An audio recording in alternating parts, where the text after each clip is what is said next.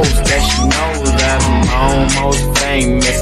Neck bang bang, and we dangerous remaining. Time steady changing. I don't know these niggas, and I don't wanna know them. This girl just want that big moment so she can blow it.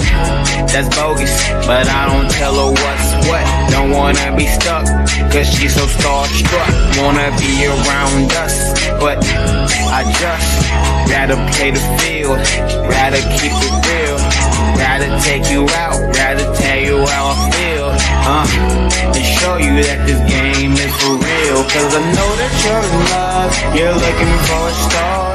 Walked all this way to find a man with a car, hanging at the bar, champagne, caviar. No, you never seen a nigga like this, like this. You never seen a nigga like this, like this. Girl, you never seen a nigga like this, like this. You never seen a nigga like this, like this. Girl, you never seen a nigga like this. So quit it, you spend seconds, hours, minutes working on your fitness for a nigga to witness. Go quit it, I ain't tripping. You ain't the baddest bitch I'll ever meet. The homie said he already beat in the backseat of a Honda Jeep. So the whole shit you can really keep him so cold on him, so cold on him. You homies in the feds, cause bitch niggas done told on him. Seen them boys in the streets and did a lot more, just stole on them. Niggas know the pen when they feel the heat of that stove on them. Send the hell, the Lord don't want them. Funny girls from church Sunday morning, Saturday was out pouring. Show me a worthy opponent, show me a match. No nigga, I face mine. Now my mind, no hang time. That's MJ on the baseline. Girl, I know that you're in love, you're looking for a star. Walked all this way to find a man with a car, hanging at the bar, champagne, caviar. No, you never seen a nigga like this. Niggas in the room wanna see my cars on flatbed. Hey, this is a recession, selling that crack, yeah. Niggas selling super sour and bionic glue, and got Superman powers with a trash new. New Corvette looking like a transformer. No seatbelt screaming on my damn lawyer. Damn, I'm knee deep in the projects, and Hollywood ain't accepting no nigga from the project. New Corvette looking like a transformer. No seatbelt screaming on my damn lawyer.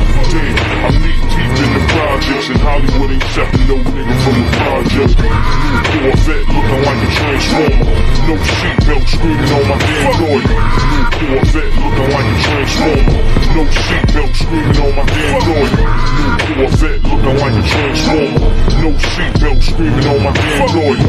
Damn, I'm knee deep in the projects, and Hollywood ain't accepting no nigga from the project. New Corvette looking like a transformer. No seatbelt screaming on my damn lawyer. Damn, I'm knee deep in the projects, and Hollywood ain't accepting no nigga from the project. New Corvette looking like a transformer. No seatbelt screaming on my damn lawyer.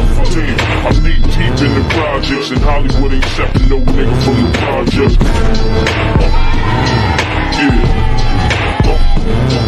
Yeah.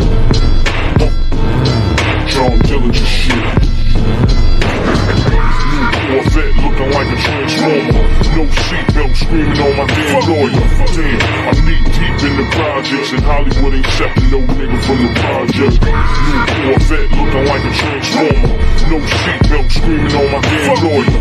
Damn, I'm knee deep in the projects, and Hollywood ain't accepting no nigga from the project.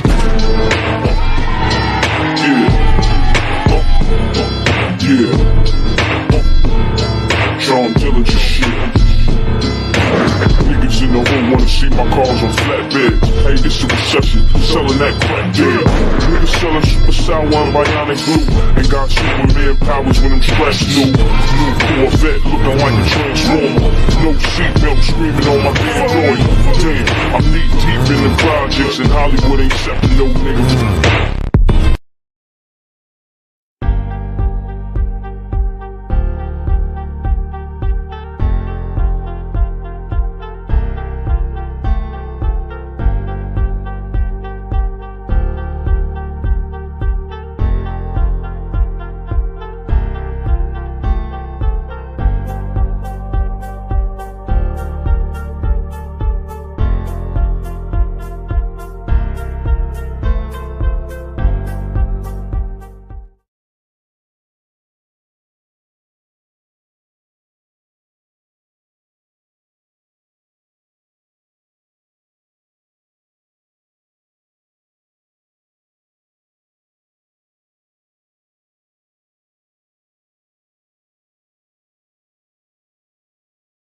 should be joined here shortly with my other host, Lady Che.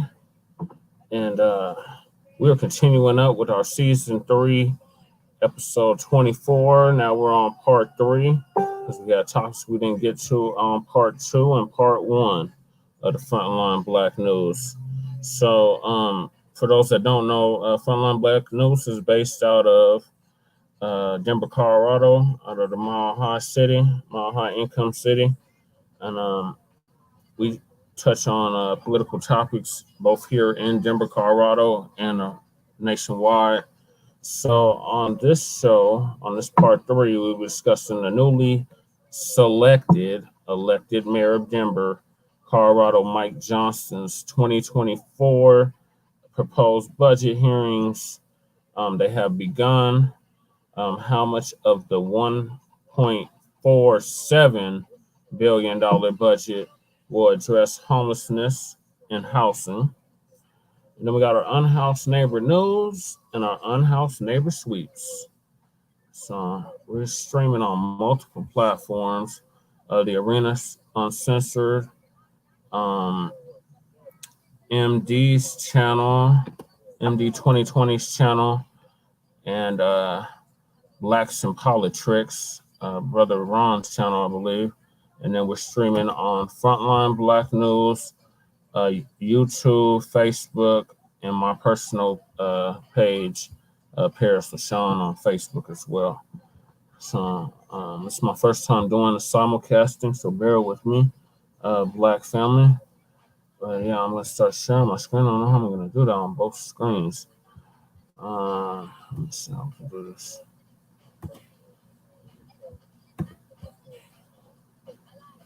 I'm going to have to do it entire screen on both screens.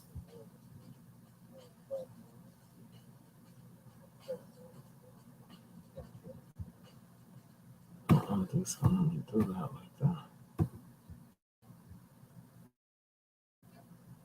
Because y'all can't see on the Arena Uncensored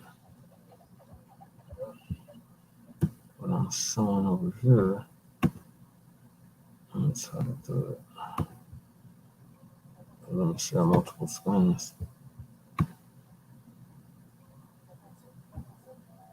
Okay, I guess it is going to let me show multiple screens. Great. So this is from one of our media outlets here in Denver, Colorado, called Mile High, CRE.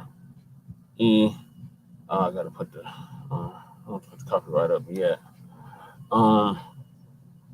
I'm not playing no videos.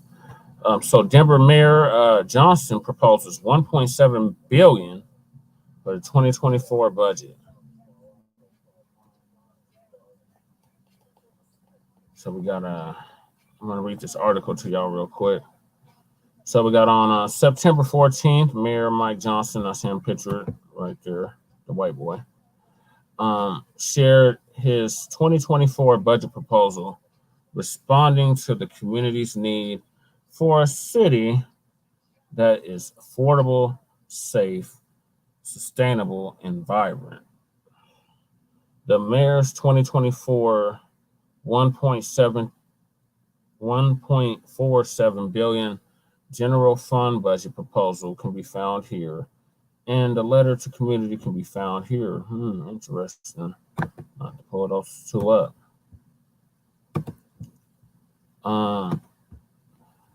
Mayor Johnston has identified 5 priorities: affordability, safe neighborhoods, revitalizing downtown, making Denver more environmentally friendly, and housing for everyone. According to Mayor Johnston, downtown Denver faces among the highest commercial vacancy rates of any city in the nation. Reversing this trend will require a coordinated effort to revitalize not only the central business district, but create a central neighborhood district where people of all income levels gather year-round. The proposed budget invests $58 million in downtown revitalization.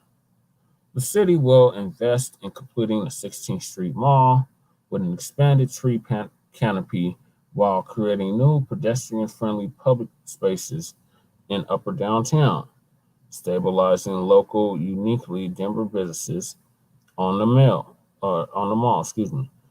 completing our newly expanded convention center, attracting new businesses along and near our rejuvenated 16th Street, and increasing our investments in a safe downtown. The mayor will also leverage 136 million in federal transit authority funding to help connect city neighborhoods with a fast, reliable, and safe bus rapid transit BRT option along the Colfax Avenue corridor. For those that don't know, Colfax is the longest street in America.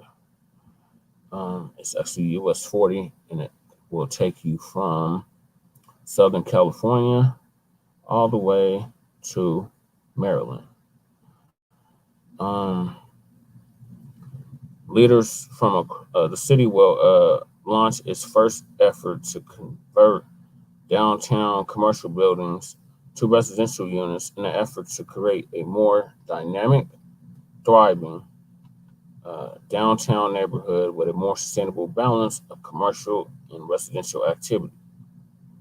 Leaders from across the city praised the mayor's 2024 budget proposal.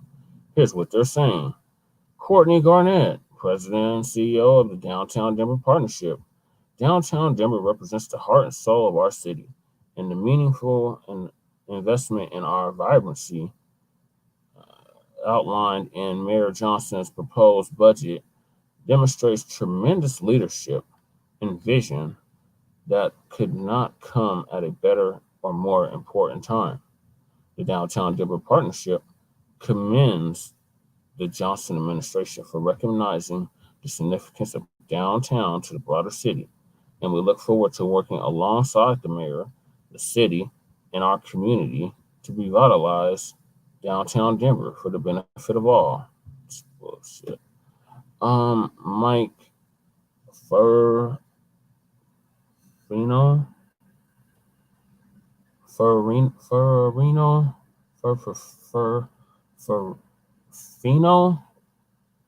president and CEO of the Hispanic Chamber of Commerce. As the president of the Colorado Hispanic Chamber of Commerce and a proud Denver resident for over 20 years, I'm thrilled to see Mayor Johnston at the helm of the 2024 budget. He's driving it toward the vision and commitments he's made to us. Over the years, I've known him for his thoughtful and innovative approach to addressing big problems. I eagerly anticipate seeing every corner of our community thrive under his leadership, and the 2024 budget is a promising start. Richard A. Shaft, Visit Denver President and CEO. The mayor's budget is a testament to our city's commitment to creating a vibrant, affordable, and safe Denver for everyone. As a member of the AAPI community, I think that's Asian Pacific Islander community, in the Little Saigon district, and owning my own family small business, I am particularly excited about the positive impact this budget will have on our current, on our small businesses in our neighborhood. It offers critical support to the AAPI businesses, helping them grow and thrive, and it contributes to a cleaner and safer community. It is not just numbers, it's a promise to make our community flourish. This budget is a step towards cleaner and safer community. It is not just numbers, it's a promise to make our community flourish. This budget is a step toward fostering a prosperous Asian district and supporting Asians across the city. I am optimistic about the opportunities this will bring to our community. Together, we're building a legacy for the Denver's Asian district, and I can't wait to join hands with the mayor to make it happen. So, as you can clearly see, no mention of the Black community, No mention of unhoused neighbors, any of that stuff. But I'm gonna play this video. I guess it's about his budget announcement.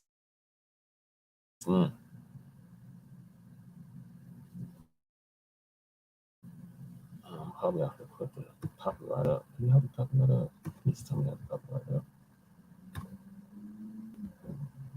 Fair use.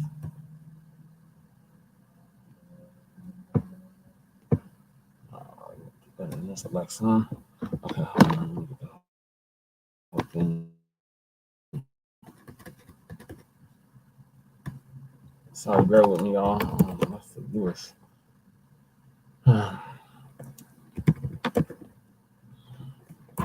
Let's do this beforehand.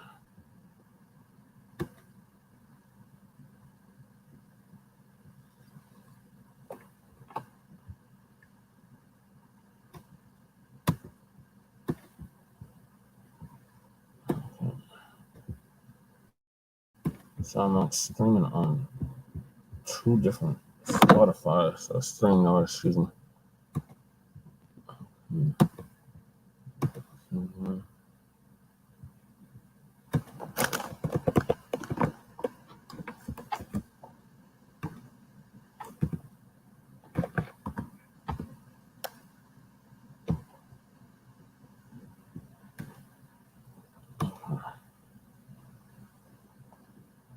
And I gotta put it up on this side for y'all.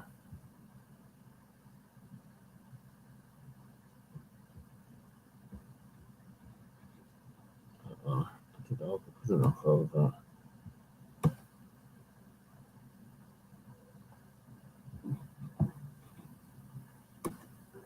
Okay. So what now? There we go. All right, so back to this article. Where's the video? Where's the video? So this is the press conference that he had in regards to it. It's about 30 minutes long.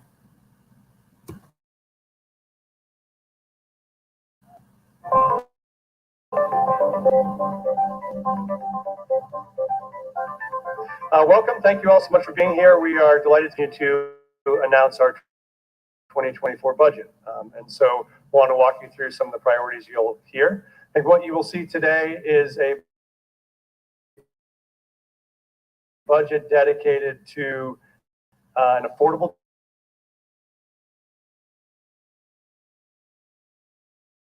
Denver, a safe Denver, that we've made guides through all of this and all the departments that have helped us both understand and prioritize the key initiatives you'll see today. So this is a full team effort. You'll see the overview of the budget. I talked through these 5 priorities. We'll talk through affordable Denver, safe Denver, vibrant Denver, greener Denver, and housing for all. The total budget is $1.4 general fund budget for this year. Go to our next slide. Want to start. More than 50% of Denverites could not afford to live in the city and county of Denver. That means they are right now paying more than 30% of what they make in their income towards rent. We know if you're paying more than 30% of what you make to rent, that means you can't pay the rest of the bills you got sitting on your kitchen counter. And so one of our top priorities is helping make sure that this city is affordable for everybody who works in this city, who serves the city, and wants to continue to live in this city. That's why one of our top areas of focus will be on building, preserving, acquiring permanently affordable housing units. Our goal will be to try to acquire 3,000 permanently affordable units next year. We have up to $100 million set aside to do that. That allows teachers, nurses, retail workers across the city to make sure they can get access to housing where they do not pay more than 30% of their income to rent.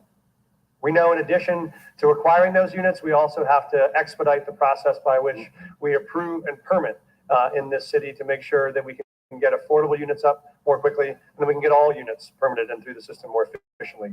So we're doing 2 things here. First is we will launch the process to make sure we can deliver a timeline to do 90-day permit approval for our affordable housing projects, and to work on improving our permitting process across all applicants. But that will particularly help us in our eligibility for Proposition 123 state dollars. which we're committed to.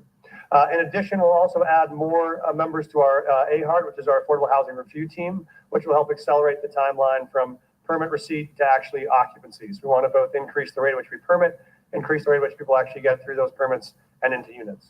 And so you will see both of these as top priorities around affordability. I want to talk next about a safe Denver. We know right now, and the residents of Denver have been feeling this. They've been talking to us about it. 2022 represented a historic high in crime across the city. It's some of the highest rates of crime we've seen in almost 20 years, both from violent crime, from property crimes, from homicide, and we plan to turn that around. And so we are excited today to announce some incredibly important investments in this space. The first is we are announcing today that we will begin by rebuilding Denver's police force. We know this has been a major crisis. We don't have enough officers to do the work, respond to the calls that residents have. We will this year commit to 3 cadet academies that will help us add 167 new officers back to our police force. That is also the largest number of new officers we brought on in nearly 20 years in the city, which we think will both help make sure we have the resources we need and help make sure we're deploying officers to the places where they can be their highest and best use. To that end, we're also focused on expanding our non-criminal co-responder programs. What we want is to have the right first responder responding to the right incident at the right time. And so that also means for us expanding our co-responder programs like STAR. We'll take up to 16 teams and up to 8 vans, which we think will be significant expansion. We'll move towards 24-hour-a-day service starting in 2025. And we will also be able to, I think, as I mentioned, fund the co-responder program as well. We're also excited to double the size of our Wellness Winnie program. We're adding a second Wellness Winnie van, which, as people may know, is a mobile mental health and physical health delivery vehicle that we have that can go to folks that are on site, whether they're unhoused, whether they need support where they're living. This mobile capacity to respond to what might be mental health or physical health needs both gets people the services they need and preserves the use and time of our officers to respond to those incidents that involve our most serious risks. We're also expanding our commitment to treatment alternatives. That means making available both treatment and work options earlier in the process. For those either who are incarcerated, that means getting them connected to treatment earlier and getting them back into the community earlier. We know right now without high quality community corrections beds, folks stay in prison or in jail longer than they need to. Community corrections allows them to get back into the community, back to work, back connected to family. Excited to be partnering both with nonprofits and the city together, who will be opening 90 beds that we'll be able to use to get folks out of corrections back into the community to get to work. Also excited to expand and support our Behavioral Health Solutions Center, which provides critical services for folks who may be in different versions of mental health crisis so that they can get treatment and services and support and inpatient support without needing to get involved into correctional services in the first place. So excited about this as a comprehensive approach to how we provide a safer Denver. Next slide. We also know we want to build a vibrant Denver, and we know that a vibrant city starts with a vibrant downtown. And that is why this budget makes a strong $58 million commitment to invest in downtown and making it a place where Denverites will love to live, to work, and to play. So let me say a few things about each of those. We know right now here we are facing an uphill climb. Right now, Denver has one of the highest commercial vacancy rates of any city in America at around 27%. That also is a trend we need to turn around. That means making downtown Denver a great place to work. For us, that means starting by stabilizing support for downtown businesses. It means attracting new businesses to a revitalized downtown, and it means completing our historic effort on the revitalization of the convention center, which will come online in 2024. In terms of making downtown an attractive place to live, we want to convert downtown Denver from being a centralized business district to being a centralized neighborhood district, a place people like to live and spend all their time working and playing and living together. We will start our first effort to convert commercial office space into residential units this year and work on a path to accelerate additional conversion of commercial spaces in the time to come. We will also, in terms of making Denver a great place to play downtown, we will complete the 16th Street Mall. We'll invest in that investment in 2024 so that will be online and completed in 2025. We'll reactivate Upper Downtown with some new pedestrian spaces that allow for more places for people to gather and enjoy Upper Downtown in the same way we have spaces like the outdoor market at Larimer right now in the Lower Downtown area. And we'll make it easier to get downtown to play by launching our efforts on bus rapid transit on Colfax that will include a $14 million investment from the city that will leverage $136 million of federal support.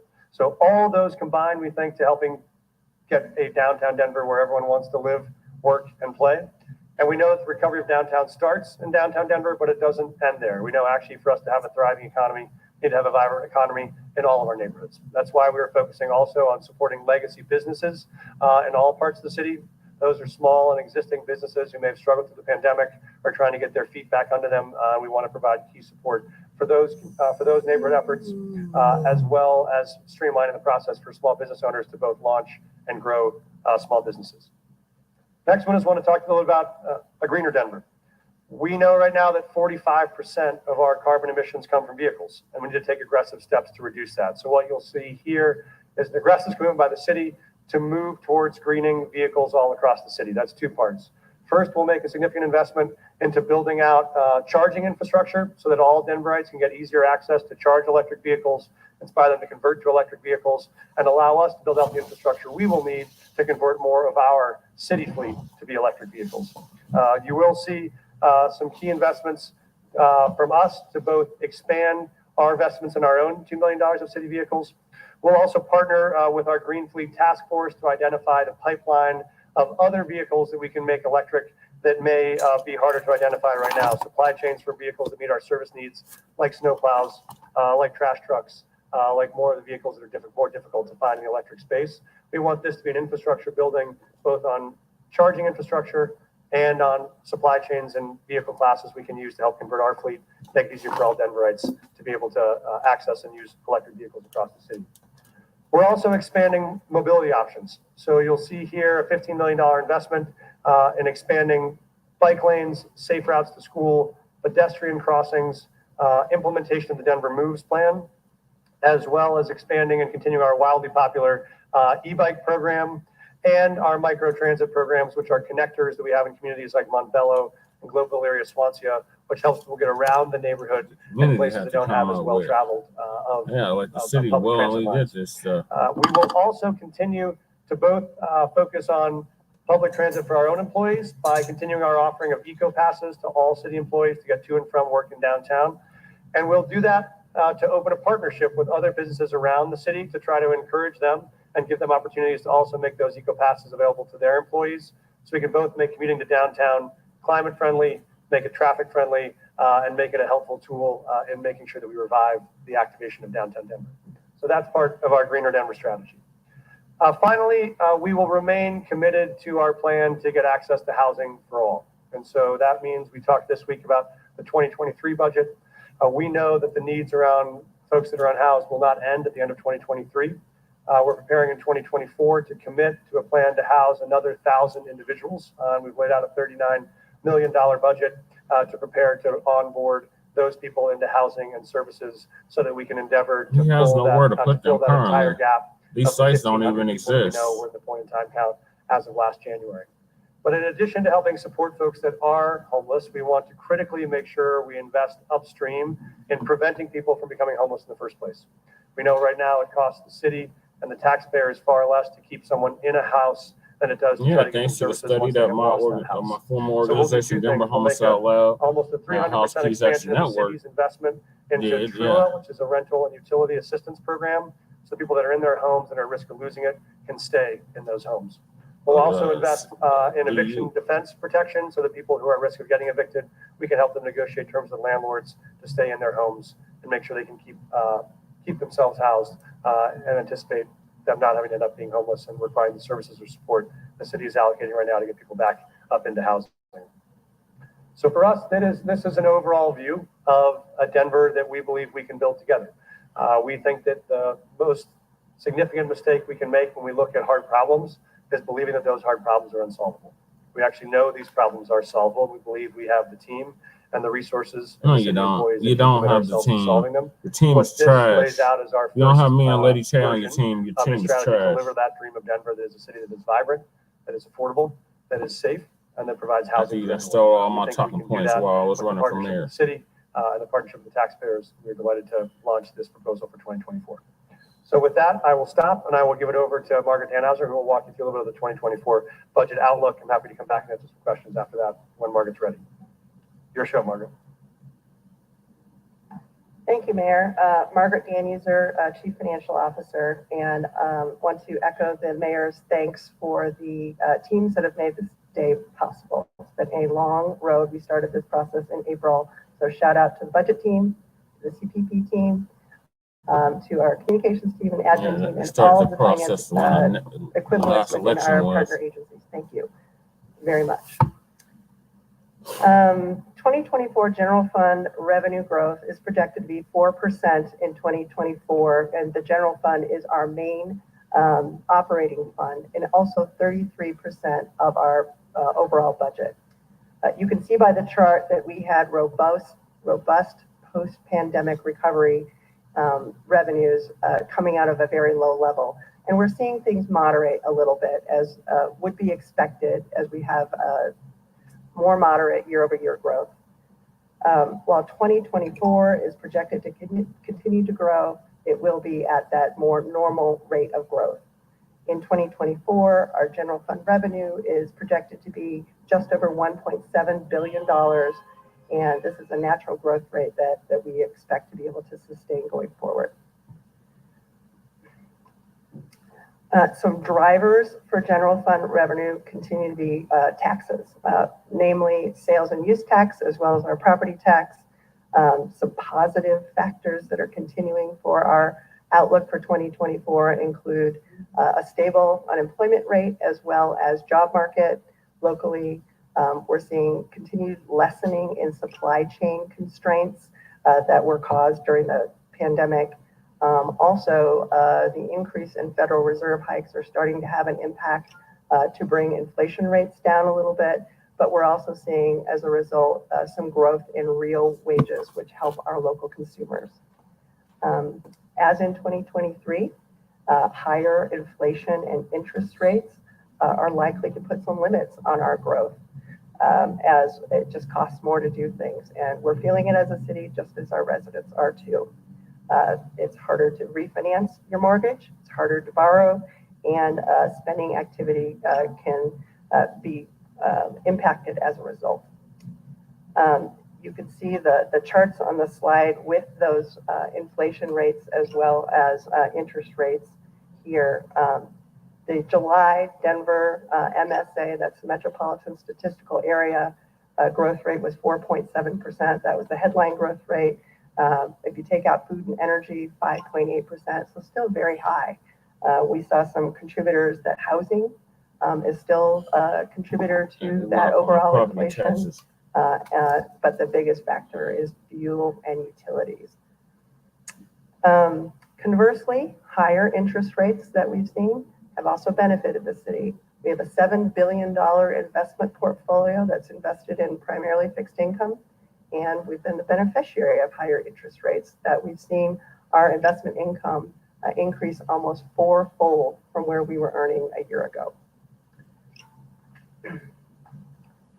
So diving into sales and property tax revenue a little bit more, sales use is approximately 57% of our revenues, while property taxes are only about 11% for Denver. Sales and use tax is projected to grow 4.1% in 2024, which is a lower annual increase that we've seen coming out of the pandemic, but still a very healthy rate. Property tax at 11% of our overall revenues is expected to grow just over 7% in 2024. And it's worth a reminder that property taxes in Denver, only a third, just less than a third of property taxes actually come to the city and county of Denver. Denver Public Schools makes up about 2/3 of property taxes, whereas the urban drainage is about 1%.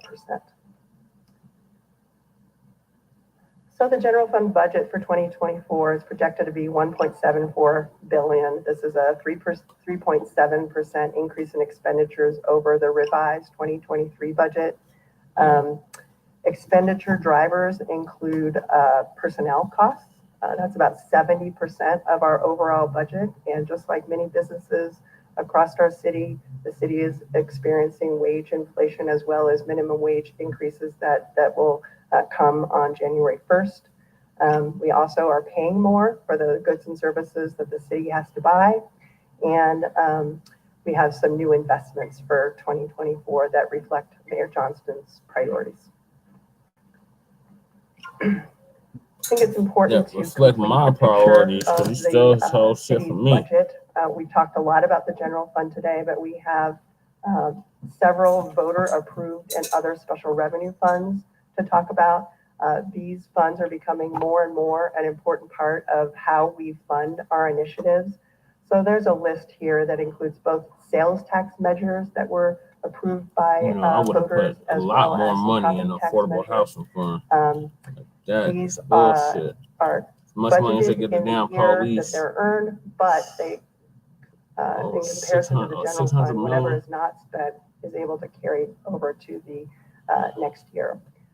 So with projected revenue growth rates in these special revenue funds between 3 and 16%, we have an average of approximately 6.2% growth in 2024 across all those funds. And the Denver Library Fund that was approved by voters in 2022 represents the largest increase in growth for 2024. Moving on to 2024 projected capital improvement funding. This slide shows a pie chart of all the sources and where we expect to spend them in 2024. Our total capital budget for 2024 is over $1 billion, $521 million, which includes our bond funding approved by voters and other initiatives. And all that money goes to the capital police. Budget includes over $100 million for mobility projects. The mayor talked about some of those earlier.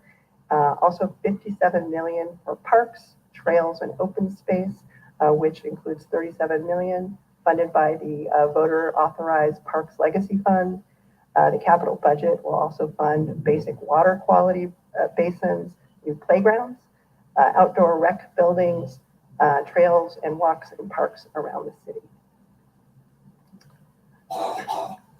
The American Rescue Plan Act, also known as ARPA, this is a federal program. The city was awarded $308 million in 2021. It came to us in 2 equal halves in 2021 and 2022. Most of our ARPA funding has been used for recovery programs. Of the $308 million that was awarded to the city, we have about $76 million that is left, and we have to have that all under contract by the end of 2024 and spent by the end of 2026. Many of the programs with funds remaining include programs that started late last year because they were part of the 2023 budget process, and they include after school and summer programs for kids and families, mobile physical and mental health programs, and a continuation of our very successful Digital Navigator program. And then we wouldn't be the Department of Finance without talking about reserves. Heading into 2024, we continue to maintain strong reserves. We've put about 15% away or held in reserves for emergency economic challenges.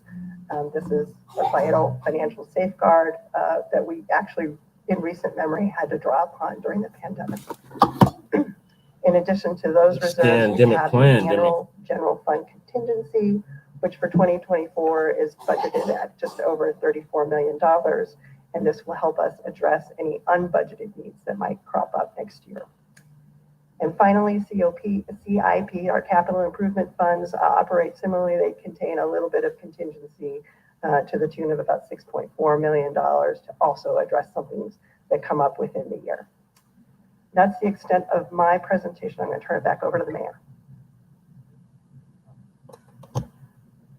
I think we are available to take any questions if you have them. We also have department leaders who are here for follow-up afterwards if people have specific questions, but if there are any general questions for us, happy to take a couple right now. Yes. Sorry, can't hear what question they're asking. At the volume all the way up, but it's still hard to hear. You bet. Obviously, our entire host budget will be dedicated to the whole continuum of both homelessness and housing. As I mentioned, that's both preventing people from entering homelessness in the first place. That's our focus on rental and utility assistance. TRUA, that's about a $12 million fund. All the services to folks that are currently experiencing homelessness, which is getting them off of the streets and into housing. That's the $39 million we laid out for next year, which is to house the next 1,000 individuals. We believe, we know the work will not be done when this first effort is complete. And so that's focused on, our point in time count is around 1,500 right now. And yet we know that there's many new instances coming into homelessness even for the first time. And so we expect that need to be higher than just the 1,500. So this puts us on a path to house 2,000 between 2023 and 2024, and provide ongoing support services to get those people up and out in permanent housing. So that's what you'll see in 23 and 24. Yeah, over 10,000 people on house. Yes, Joe.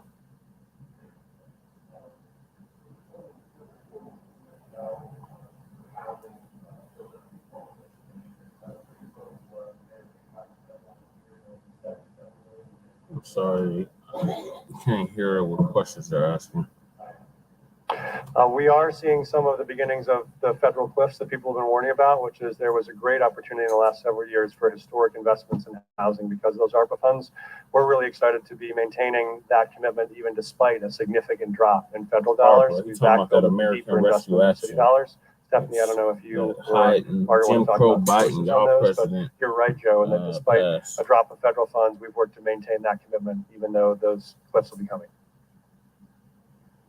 Hi everyone, Stephanie Adams, I'm the Budget Management Director. And Joe, you'll see in the budget book that we actually identified all the sources of funds. We have talked a lot about how important HOST is, and so we have a really diverse set of funding sources. So the general fund contributes to it. We developed an affordable housing fund, and of course the homeless resolution fund, which voters supported moving forward. And of course, there are things like CDBG and HOME. So the federal government also contributes. So all the sources of funds are actually listed in the budget book, but essentially some of the same sources. ARPA as well is in there, and I think it's a little over 70 as well for even for 2024. Yes, ma'am.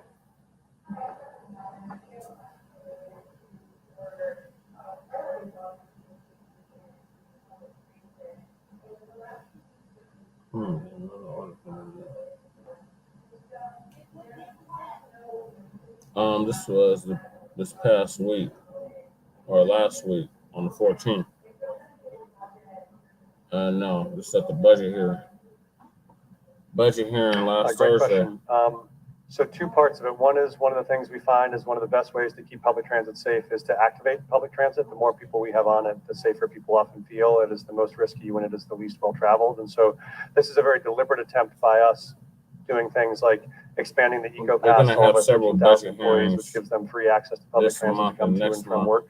We want to be able to encourage more and more businesses to do the same, which is to encourage people to use and activate public transit, buses and light rails. So they are more occupied. Obviously, RTD has their own security that we do not directly patrol those public transit lines. We will be in conversation with them about what the intersection of our security needs are. How do we make sure they're keeping public transit safe while we're keeping the streets of the city safe? Because we know that's a big deterrent for folks to ride public transit if they don't feel safe. So I think that's the first threshold we have to meet is making sure those rides are safe. We think the more people we put on them, the more active those lines are, the safer they become. Yeah, when you got illegal immigrants stabbing people to death on them.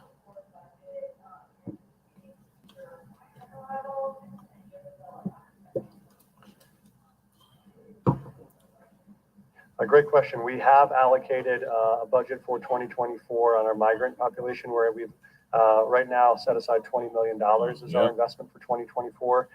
As I think you know, we've started an RFP. Are you going to come out later today? Because I can't hear you all the way over there. To our migrants and our newcomers, and we've restructured that. We've gone away from the one large sole source contract that was proposed earlier, and we've gone towards a set of smaller contracts that allow more local nonprofit and community organizations to participate in those supports. We think those are going to be closer to the ground, more connected to the communities, but more efficient and more effective in those services. So we never know exactly what the inflow is going to be month by month, but we've started with that commitment. We know we'll adjust as we see what happens over the next 3 to 6 months. Yes, let's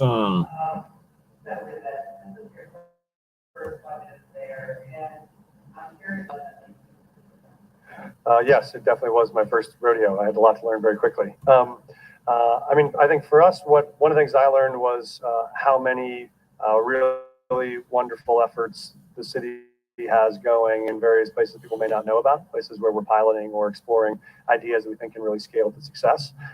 And this was a chance for us to look at how we coordinate and combine some of those efforts and put them against some of our toughest problems. And so I think we have a lot of places across the city where we're focused on safety.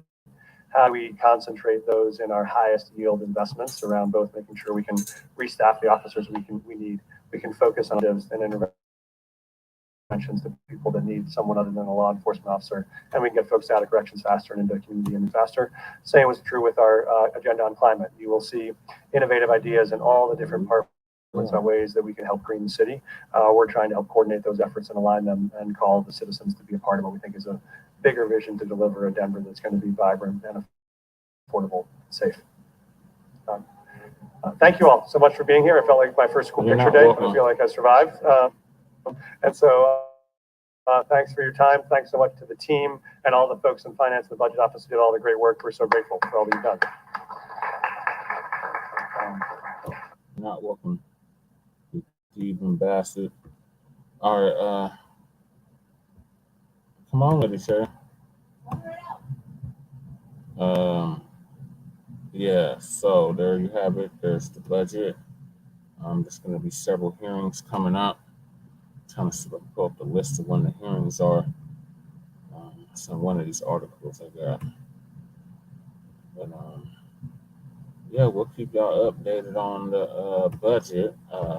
Hopefully me and Lady Chair have the opportunity to speak at one of these hearings before they bring it to the full council, and then the council is going to vote on it. If they're going to approve the budget or not. It's more than likely they are.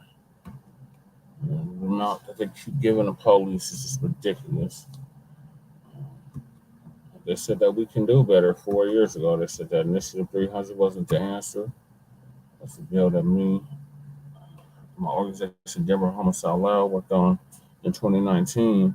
This is going to basically repeal the urban camping ban that's been in effect since 2012. For those that don't know, here in the city and county of Denver, it's illegal to cover yourself with anything besides your own clothing. You can be arrested, ticketed, or harassed for covering yourself with a tent, a tarp, a sleeping bag. Anything besides your own clothing is deemed illegal here in the city and county of Denver. So they raised a whole campaign against us called We Can Do Better. And they spent $2.5 million lying to Denver voters in 2019, convincing them that Initiative 300 wasn't the answer and that we can do better. Well, it's been 4 years and we're not doing better, Denver. We're doing worse. And I ran for mayor of the Mile High Income City along with this fellow and 20 other people. And they raised $15 million against me to stomp out the Black First agenda that I was promoting and the Housing First agenda that I was promoting. And both me and Lady Tay drafted legislation policy, and it ended up in their hands via Black hands, coon hands, and they ran with it. One of them actually had the audacity to make a commercial. So they all stole Team Paris's ideas and talking points and platform and policy, and they selected the white boy to be the mayor, opposed to myself and several other so-called people of color, as I love to say, that were running. But I was the only candidate that was running on a Black First agenda, and they had to stomp that out as much as possible. So they made it nearly impossible for me to get on the ballot, and they had me curing for over a week. And then at the last minute, they said I didn't make the ballot. But then they said my nemesis, who they initially said didn't make the ballot, they said that he'd make the ballot. He's running around with this fake-ass documentary called The Holly that's on all these platforms. Unfortunately, the lies must just continue with that mug. So if you see that shit on Netflix or whatever, just know it's a fucking lie. It's all a lie. Still waiting on Lady Che. Yeah, unfortunately. Don't remind me. So Lady Che will be here out here shortly to give us her thoughts on Mike Johnston's 2024 proposed budget. In the meantime, I'm going to try to pull up a list of when these town hall meetings are going to be for the budget. You'll probably be able to find it on his personal Facebook page.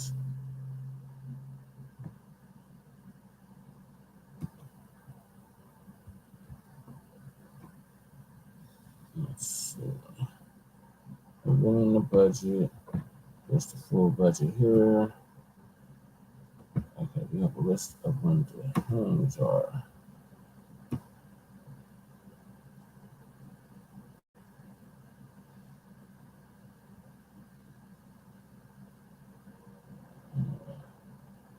Just having a meeting on the 28th. I had a town hall. I'm at a town hall next week on the 26th for District 2 and District 7. I'm in District 8.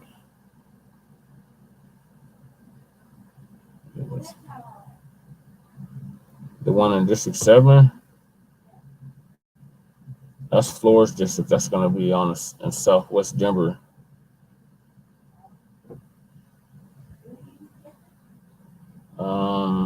Yeah, it's right off Federal and I live.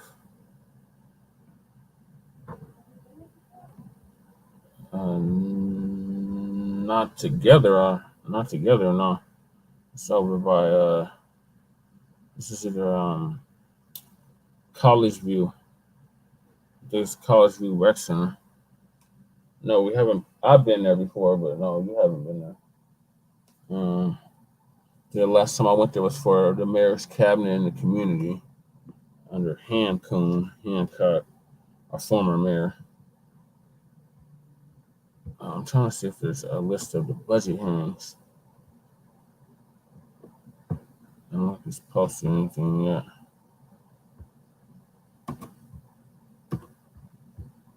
City budget. The mayor's city budget.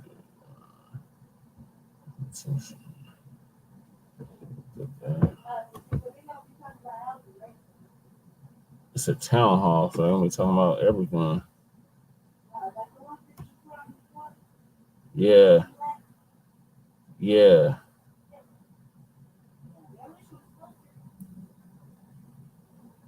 It's not in our district. It has to be in District 8. Well, he's making his rounds. He said he was going to visit all 78 neighborhoods his first 6 months in office. He's yet to have a town hall in the Black community.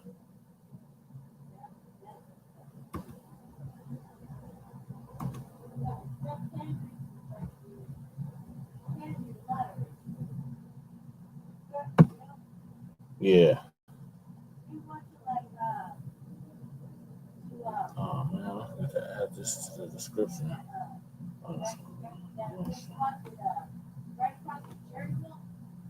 Yeah. They can't hear you. You gotta come out. Like, can't nobody hear you except me.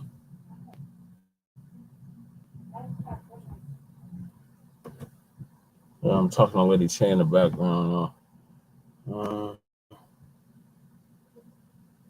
I'm trying to see if I can get a list of when and how they're having these where they're having these damn town halls.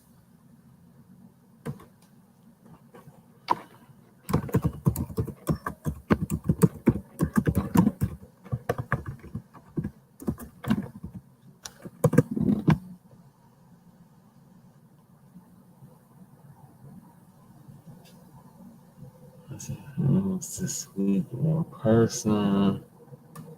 That was last week. Budget hearing, my broadcast each hearing. Okay, but that doesn't help me. Looks like they had one yesterday with the Department of Safety, the Sheriff's Department, the Police Department, the Fire Department, in the Department of Development and Opportunities.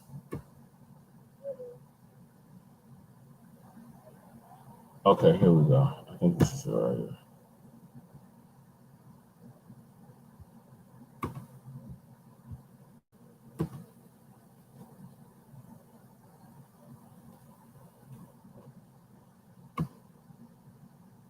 President timeline, hearing schedule.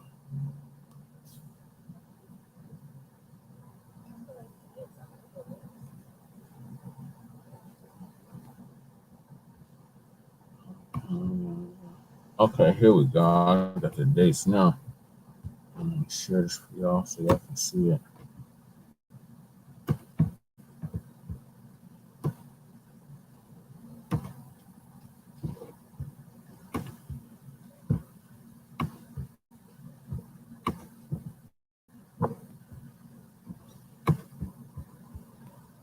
Shout out whoever's doing on Front Line Blacc News Facebook page.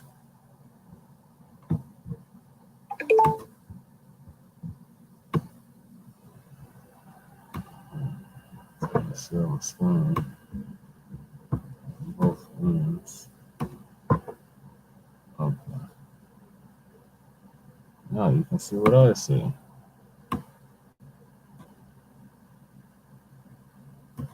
Where is it?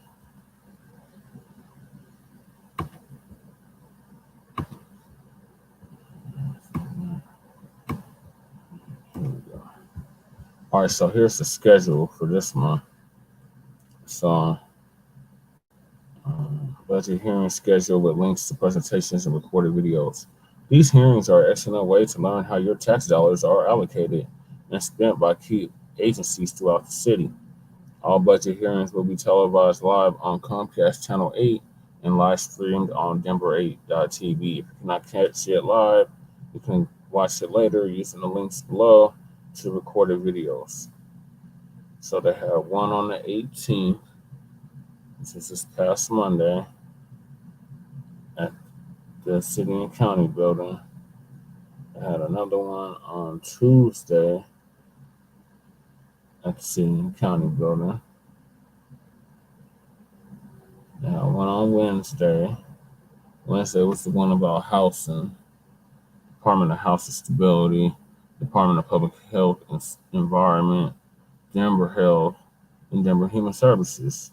And then yesterday they had one for the sheriff and the police department and the safety. And it looks like they had one for the fire department and economic development and opportunity. And on Monday they're going to have one about the airport and one about child affairs, human rights, and community partnerships, and the Office of Economic or Emergency Management. And then they have a dashboard. That's not what I was trying to pull up. So yeah, that's the budgeting. Let's see what the timeline is. They're gonna have the hearings this month. Then next month they're gonna hold the workshops. And then after receiving the recommendations from council, the mayor must release his final proposed budget by October 16th, according to the city charter. And then the city council will hold a required public hearing on the budget on October 23rd. So mark that date, Denver Black, Denverites, or Denverites in general. That's the day where you will be able to make your voice heard on where you stand with this proposed budget for 2024. I already have it in my calendar. Then October 30th and November 6th, the city council will propose amendments to the budget. And then on or before November 10th, the mayor must decide to accept or veto amendments made by the council, if there are any. And then the city council may override any mayoral vetoes at the meeting on the 13th of November. and it will also pass the final budget on its date. So, yeah, all the way until November, which is ironically the same day that the Broncos play the Bills, to get the budget finalized.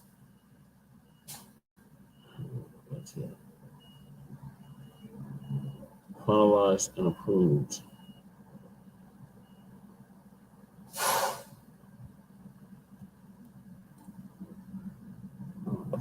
Rider truck outside my window. Okay. So that's how that's going to go down. And you can find this information, Black Family, on denvergov.org. And just click on Residence Guide to Budgeting Process under City Council, I believe. It should show up as soon as you're on the home page at the very top.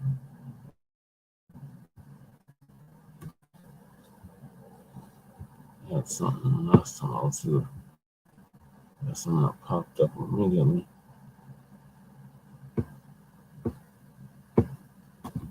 So you gotta go on the government, the city council.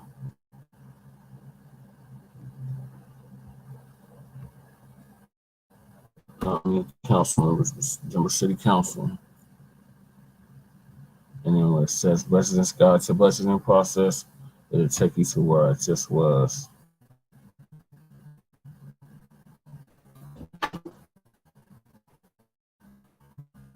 So I'm ready to share. And the Wi-Fi is acting up. Oh, the kids at the studio on the window, no sensitive. Damn it.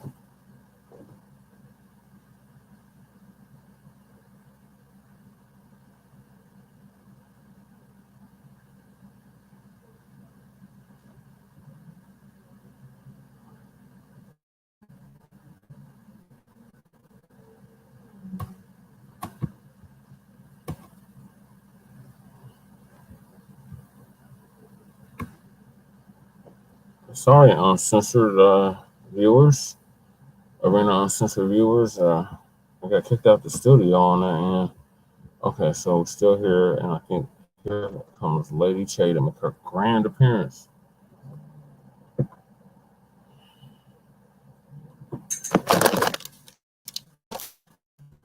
That's the budget so far for 2024. Camera, see Lady Che. No. Lady Che's eyes looking on.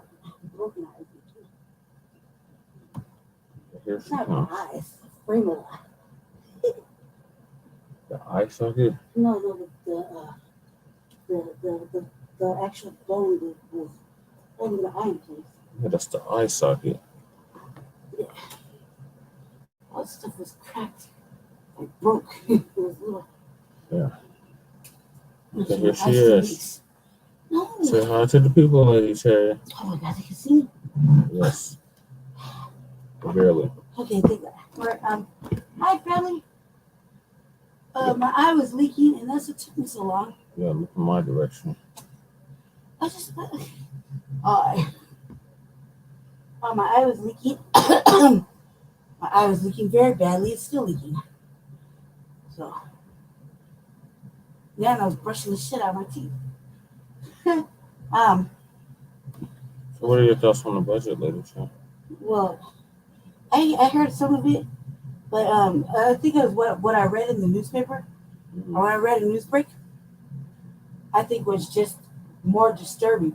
I think that the more you ask for the police and the more you put money into the police, you're just asking to see more death, more lawsuits, more infractions. And just keep in mind, you're only, they may be human beings, they may be like that, but you're just creating more stressful factors. You're not really putting money into the actual thing that prevents crime, which is poverty. You're not giving them anything. What you're doing now, what the mayor is doing now, is basically bitten off of work. And I just feel like you know, when you have people that don't have any kind of experience, lived experience in certain areas, you know, they really can't tell you where to put this money at. And you can't just, you just have to think that, you know, the police, sometimes the police put themselves in these positions, you know, to do fuck shit. It's really bad. Not all of it is good, you know? Yeah, look in my direction, like you said, I cannot see you. I don't want to be seen. I'm not trying to be seen. My eyes leaking, Jesse. Really bad. Really bad. And he promised me a nap, man. I did not promise her a nap. That's a damn lie. He's like, "You take a nap," and I was like, "All right." That was like 3 hours ago. That we were doing a show right now, even today. So like about what, like 45 minutes ago? Mm-hmm. Yeah. I saw our second show today. What? This is just about this Spanish. Oh yeah. And so I'm like kind of just chilling, man, like all just chilling. And then he put me on camera. It's like the limits of betrayal are just. How is it limits of betrayal? Anyway, what's next? Unhoused Neighbor News and Unhoused Neighbor Suites. Yeah, exactly. I think that I can't wait till we speak on the budget, where like public people could go in there. You know. I think it's shit, but also too, it's like I don't live here, but I do travel around here. It seems like crap. But the people aren't happy about. I don't know. It seems to be kind of like what do you call it? Distracted from other things. Call it buyer's remorse.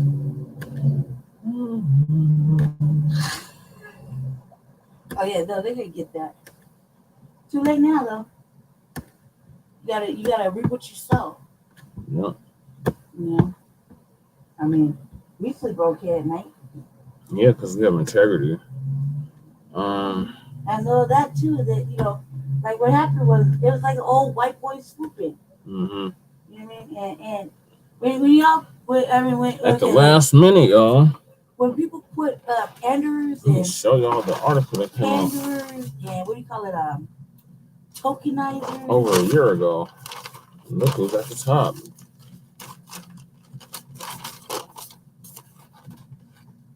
Yes, it's more of a conspiracy. Not a conspiracy, but Johnston ain't even on here. You know there's something, right? It's something. And the motherfuckers who didn't want to run end up running. Mm-hmm. There's obvious motive because they're like, no. Yeah. No. Yeah, like Lisa. I can't do it. No. Even some of them, I would never. And then here they are. You know what I mean? Here they are. So I just think it's all a fucking game. Big fucking game. And then when I seen it in my own shit, I definitely saw that a couple of things, if you're not gonna tow their cart for them, tow the line, that they're not interested. A person like us can't really. We can make all the little. Bloomberg sent this motherfucker $6 million. Oh my god. All this shit, but at the end of the day, the consensus is they'll be able to say whatever if they really want to disqualify you. You know what I mean? They'll find a way to disqualify you. Well, if I'm waiting, I say so. Yeah, and that's pretty much how it happened with me. I did have certain rights, and when they say no, even and I say I have certain rights, that's because I read it in their shit. Mm-hmm. In their words, in their statutes, and their rules, their bylaws, their charters, their shit, their handbooks. I had certain I could have had certain contributing benefits for this. I could have went through some loopholes, right? Because it's for everybody, right? Yeah. Except for me. So it benefits everybody. Except for me. That Kamala Harris shit. it was supposed to benefit motherfuckers running for political position, right? But I know for a fact, that it's because of not just because of what I'm talking about. I think it's mostly because of how hard I go, and the fact that I'll double down before I apologize. You know, in person, you may get an apology from me. You didn't necessarily have to wonder. You have to really wonder if you know me, if it's a real thing. Yeah, I might just be saying it just so that the argument might stop, because it's obviously going somewhere, going nowhere, and I got bored. But you're hot under the collar. Whatever I gotta say to make that end. Yeah, sure. Yeah, but other people, especially white people, nah, that can go on all day. That can go on for weeks, arguing with them and talking shit and arguing, pointing out the facts and arguing, and that can literally go for weeks. But like at home, or little tiny shit that's might be big for you, but it's small potatoes for me. I got bored. You know what I mean? But you don't know me well. You wouldn't know that I was bored, and I just wanted you to be quiet. I just wanted to end the conversation. I just didn't know how to do it, so I just felt like this is the best way. But either way you do it, might just be the wrong way according to that person. You know what I mean? So it's all about. I guess it's all about what everybody wants, except for you. You know? Yeah, sounds about right. Yeah, you don't worry about what you want. Just appease. Placate. And that's something that I think I'll struggle with for the rest of my life. Appeasing and placating. You know? What? You're closer, they can't see you. I don't want to be seen, Jesse. And plus I need chips. All right, so Snacks. over here, You just want me to get over there, try to hide out. you can see you, but you're like in the corner of the screen. Good, maybe my darkness hide me. All right, so yeah, in latest Unhoused neighbor news, Mike Johnston's administration extends the homeless emergency declaration. Again, it's the second time. Oh my God. So See family?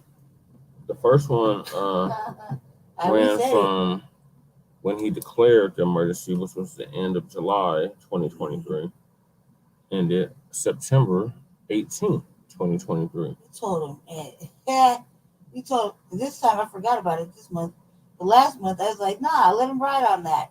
He said this, let him do it. But no, I was an asshole then. I was an asshole and a villain. Mm-hmm. Because I was like, nah, you should extend this home unhoused state of emergency. Hell no, do what you're supposed to do. Well, he has to extend it because he has nowhere to put our unhoused neighbors, in my term. He has nowhere to put them.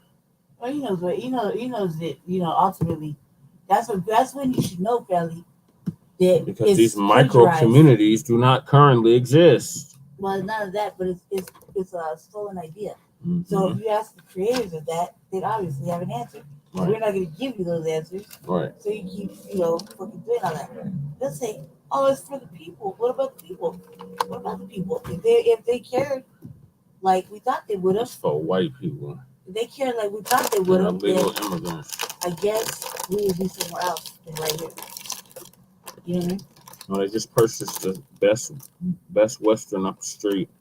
So we're going to talk about that. But this first article is about the extension to the homeless declaration. Shout out to my neighbor, David Heights.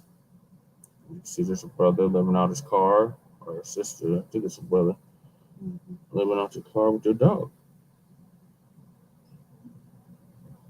I don't think that's a safe idea.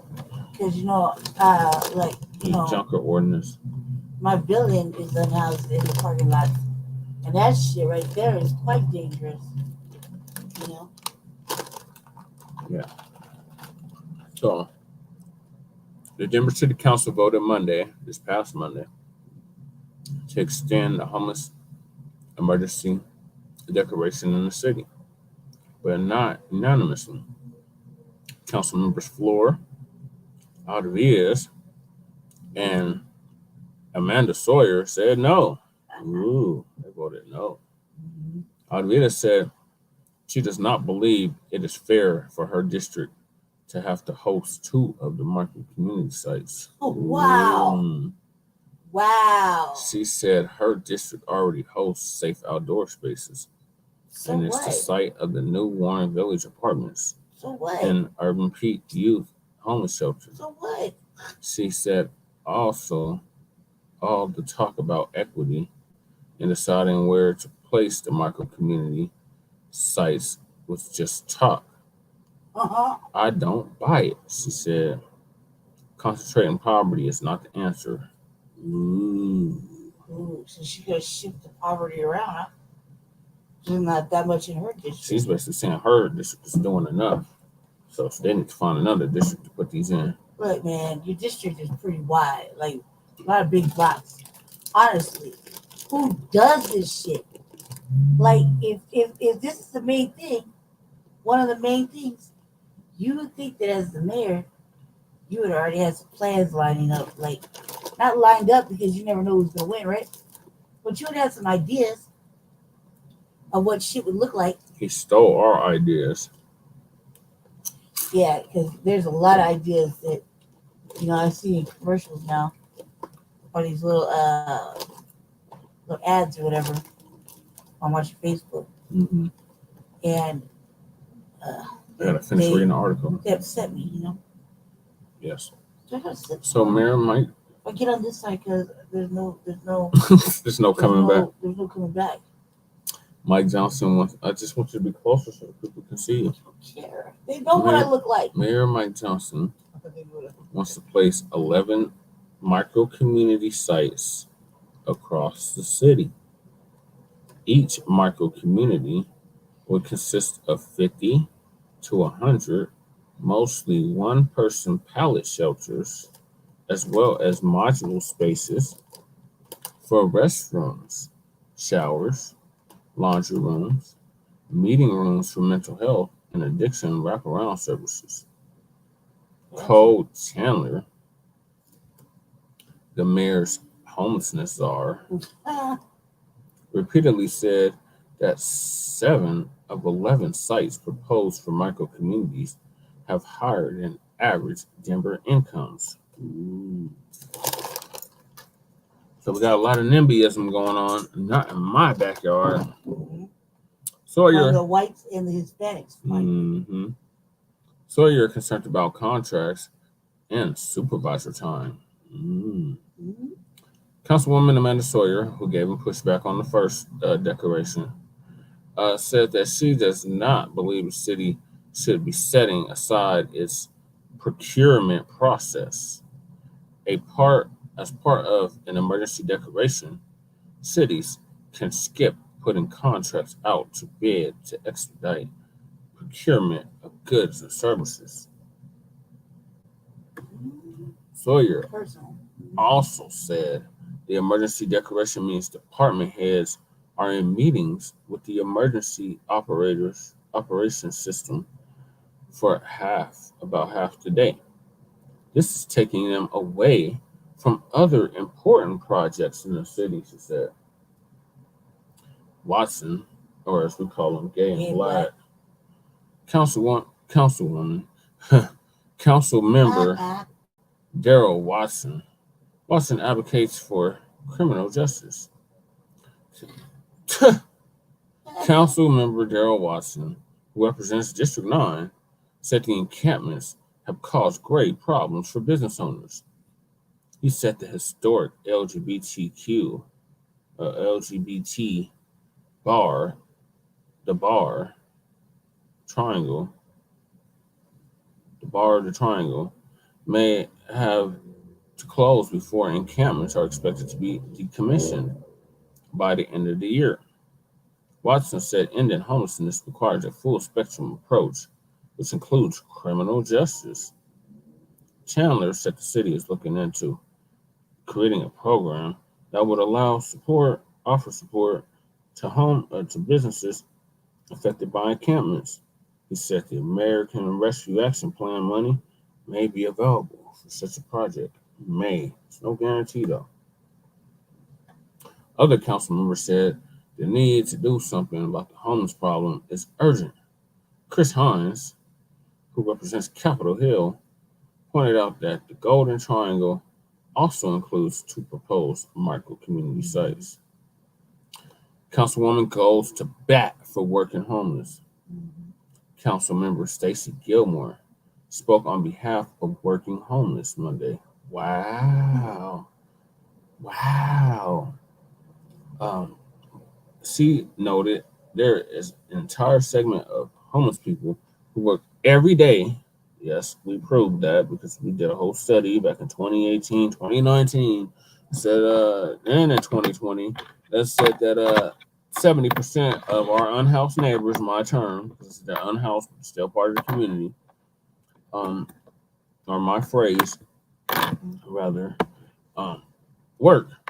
So no, they're not standing around with a goddamn sign panhandling. Some are, but the vast majority are not doing that. They actually work actual jobs, actual 9-to-5 jobs, and they just can't afford to live here. They're not drug addicts. They're not all drug addicts. They're not all mentally ill. You just can't afford to live here. It's the mile high income city, as Jeff Farr always says. So, and then so they work every day and then return to the Congress shelter at night.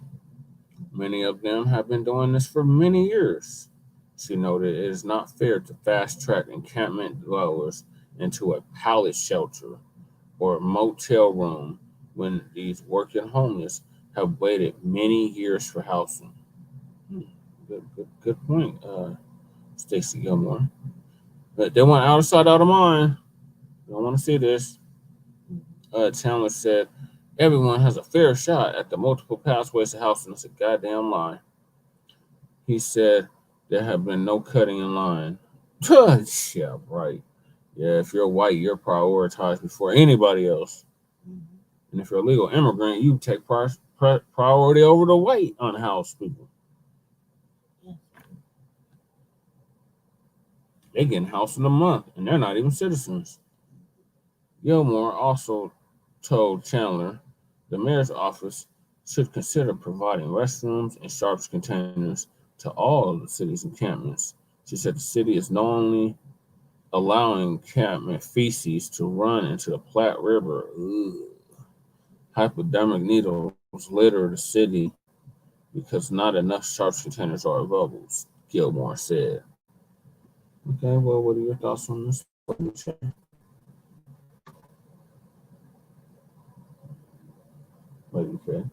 When I think about what they said, Mm-hmm. I think that it's a lot. I think it's a lot. I mean, I really don't think anything's gonna happen from it. It's like this is like your fancy talk to show that you're still about people. Mm-hmm. You know what I mean? I don't know if in Windows see anybody. I know that me and you get lost. We don't know where you are. So we don't know if he can hear us. I can't hear you because you got to speak up. What's the last thing I said? I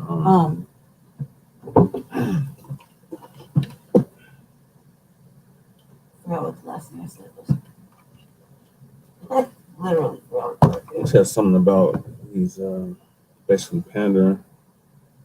Oh yeah, Mike Johnston. Yeah, Mike Johnston pandered to the Black community.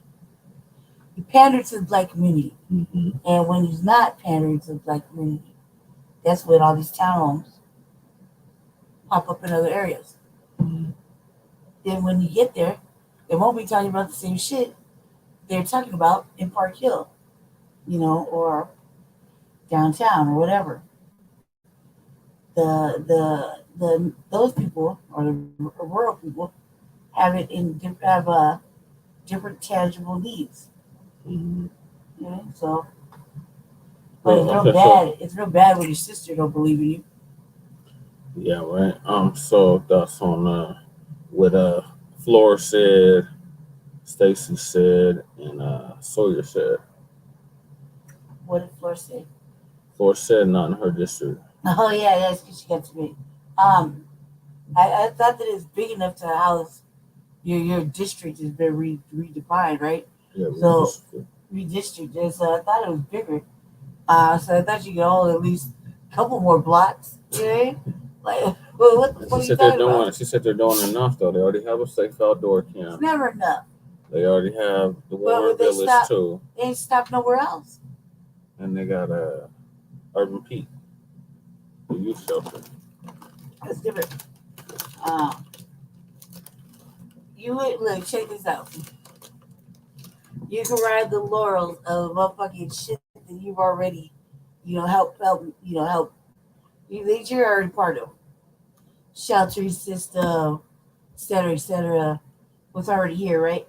Mm-hmm. So of course you don't want to add no more, right? But it doesn't really matter to you. It's not important to you. Because if it was, you wouldn't bring up that fucking ridiculous shit. If there's, first of all the space here, you don't know who has what or who owns what, right? They could just be renting it from God knows who, God knows where, right? Mm-hmm. So we have to factor those things in when we go in now for like a little rescue. We have to factor in all these little factors. There is a lot of NIMBYism, but they're not gonna call it that no more. They would call it something else, under the premise that compassionate resistance. under that thing, like, man, we just want to get some.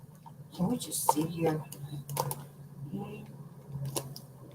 Like, they're probably just no. But I have to deal with it, and they don't. But like Georgie, probably my oldest son, is probably on that alignment, that thought alignment, said that he picked the wrong organ. Put it in a video, and he blocked me. I sent him a message. He blocked me right after that. It wasn't even a bad message. I just leave it as a bad. What does this have to do with the extension? Because I don't think he should do it. Oh. You said what about the redistribution? The housing? No. She said no. What about it? The fucking extension?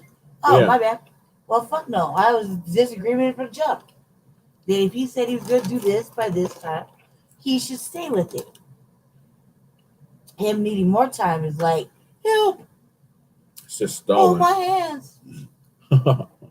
I don't know what I'm doing. He needs more time because them town halls aren't working. Them caucus is giving him hell. They give him a little hell. It's not like they give him the full fucking FBA treatment. They're giving him pushback. But not enough, right? Enough where he has to extend it. I wouldn't extend it. Just go bust your ass. They already extended it though. Oh, too late then. You got a month to bust your ass after that. You're on your own, pumpkin. You know what I mean? Like, that's a lot. Like, how many times is he gonna ask for an extension? That's like me paying my motherfucking Excel bill. Excel bill. You know? I need an extension this month. I'm just trying to pay you $11. You know what I'm saying? Yeah. They'll be like, no, bitch, you agreed to. You've been agreeing to Our this. original agreement was this. Look, and now 3 years later, you still haven't completed the one thing that you're supposed to do. You just think I'll just accept anything. Fuck no, I'm Excel. Fuck out of here. You know what I mean? Oh, you cheap bitch! You only try to give me $11 for the electricity. You got me twisted. I'm Excel. My tears matter. Yeah, that is the IRS. Yeah. Oh, you don't want to give me my $100,000 that I've been charging you for 3 years? You just want to slide by and let your brother with all the cakes come in and pay the bills because they go to Walmart. You just want muffin and a juice, and while you're over there, he's over there trying to get through it. It's a raggedy ass bitch. You got to take my $11 payment to Excel is looking at him like, damn, you muffins and juice, huh? Don't you think you need to pay your electricity? and I just laughed. And he's thoroughly upset. And so as I felt, I'm like, fuck them, I done paid it. I shouldn't have to. I've been telling them I didn't have a job. But we're like, damn, I just meant how was me going to do one favor for you turn into everybody at the store laughing at me. Make it make sense. I was like, man, that's what happens when you got big cakes and muffins in your hands. They're looking at you to like, make sure this electricity get paid. You're like, fuck no. I don't live there. You know what I'm saying? Same shit. They're them saying, oh my hand, we can't do it. And there's so much, there's no space, yet there's so much space. There's no available apartment, but yeah, we got housing coming. Make up your fucking mind, which one is it? They still got like 30,000 vacant luxury apartments. Right, I mean, what happened to those? Oh, we don't know. They're being worked on. That's the fucking universal fucking answer. Being worked on currently as we speak. Oh yeah, I'm sure they are. Any fucking construction site with anybody working there is like right here. See, we're gonna put housing right there. Now, full goddamn well, it's just gonna be a small little office building. What are your thoughts on Stacey Gilmore acknowledging that there's working homeless? I should do something good. I mean, yeah, watch you like 3-4 years of fucking absolute shame and embarrassment. What about Sawyer's pushback, Purple Rain? Fuck her. She doesn't do it. She doesn't really want to. You know what I mean? But if she could get what she wanted out of anybody else, she would keep the mouse and do away with the tricks. They don't go nowhere. You know? So she's exhibiting NIMBYism too. Oh, she's a good one? No. Sawyer. Yeah, well, Sawyer's white. And them crackers and Laurie don't want it. Nah, they accept some whites. It's just like how it is normally. Some fair skinned ones, like myself, might get in the door, get violated and have to go outside for like 4 hours while they touch your hair. They don't want the safe outdoor camps. They don't want the micro communities and District 5. District 5 is Colfax, right? South of Colfax. Like Buckley. No. South. South of Colfax. South of Colfax. Like I'm on Colfax in Dallas. Yeah, Colfax in Dallas. How far would it be for me to get the things right? Yosemite and Colfax. Yeah, so I gotta start there and work my way up to South of Colfax. go back. I'm looking at an eventful drunk evening by LGBTQ plus, right? Not Capitol Hill. East Colfax. Yeah, but I'm looking at it at the internet like there's something we gotta do, right? I mean, you have to do something. But ultimately, answer your question, I don't think that anybody who lets what's his face? What's her face? Sit there and look at his stuff like that. Like they don't have really good chemistry. Are you talking about Boy Bart? Yeah. That's not what we're talking Not about. Bart, I'm talking about Jeez, guys, I feel like you're talking to me about other stuff. No, I'm not. I'm talking to you about the damn extension. Yeah, I'm over it. I'm done. I moved on. Yeah. I'm telling you, like I'm tired. I'm sitting here, His hands all over the place, y'all. I'm sorry. No, I'm tired. I'm tired, y'all. I swear to God, I'm tired. You have no idea what we're going through at my house. Like, seriously going through it. And I'm sitting here and just rocking back and forth. I'm really tired. And so I still think he's talking to me because I'm like, in my head right now, like, I'm still listening to CeeLo Green. And I thought we were way past the extension part. Fuck him. I don't think he should get it. I don't think he should ask for another one. Like, where's the audit stuff? You know what I mean? And everybody say not in my backyard. Well, that's always what they say. There's like, I don't understand what, like, all these vacant things, right? Yeah. I say that there's no money yet. There's money. They can't fix nothing, so they gotta get rid of it, right? Mm-hmm. You know, oh, this building, the school building is falling apart. It's in disarray. No one can live here yet. People live there. See what I'm saying? Yeah. So no, I don't think it. I think that extension shit is whack. I don't think. I want to know who's in charge of the budget, and then they should be fired immediately.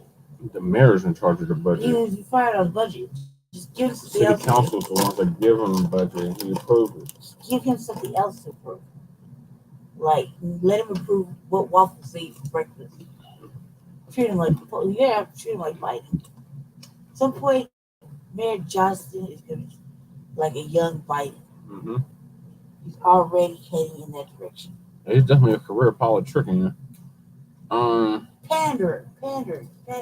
And not in a prostitution way, but in a panderer to the black community.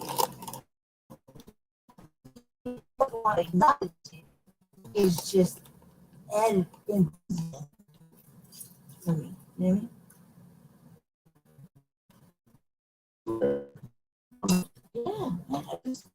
Stop me whenever, Jesse. So he's just going to continue to extend it until he can have the micro communities built in 9 districts. Micro communities is what in regards to what SOS camp. No, these are bigger than the pallet homes. Not even micro community. A whole bunch of outside jails. Yeah. That's all it is. With an air conditioner. Mm-hmm. Everybody gonna be on segregate on fucking PC time over there. And I wouldn't really take it too seriously because sooner or later somebody's gonna come up with some old, so it's obviously gonna be racist shit. It's gonna happen. That's the only thing to get anybody's attention. So it'll be like something like that. Yeah, another Dwayne Peterson situation. Oh God, dude, that man had no peace.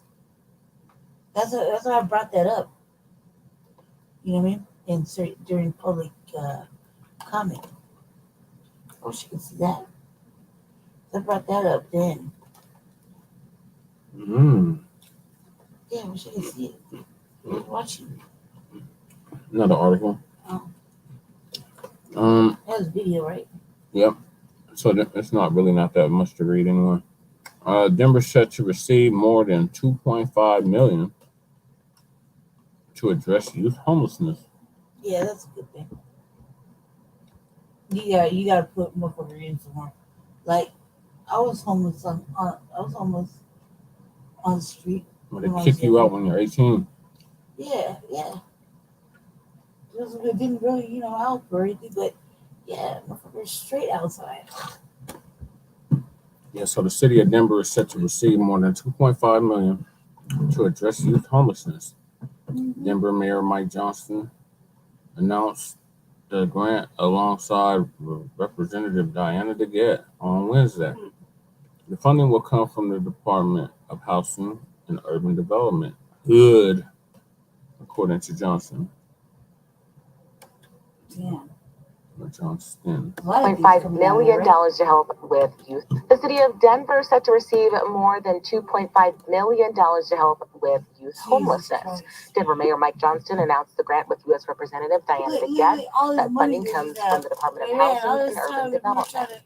The city of Denver is set to receive more than $2.5 million. Fucking big flat plastic fucking zero on that. You know what I mean? But as soon as you're not even looking, woo, big old millions swoop in and shit. Like, oh, we got 242 million. What do we want to do with it? Let's spend it on this shit. You know what I mean? Let's pretend to redo a hotel and make it like a livable apartment. state of emergency. Speaking of which, that's the next article. Denver considers $33.5 million to homeless services investments.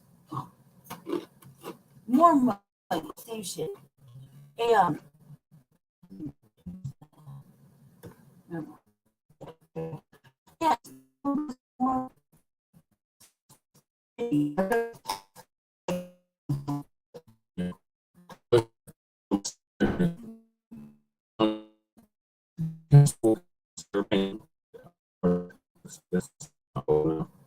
They already purchased it, but the Denver City will consider buying the Park Hill Best Western Hotel Monday for $26 million to house people experiencing homelessness.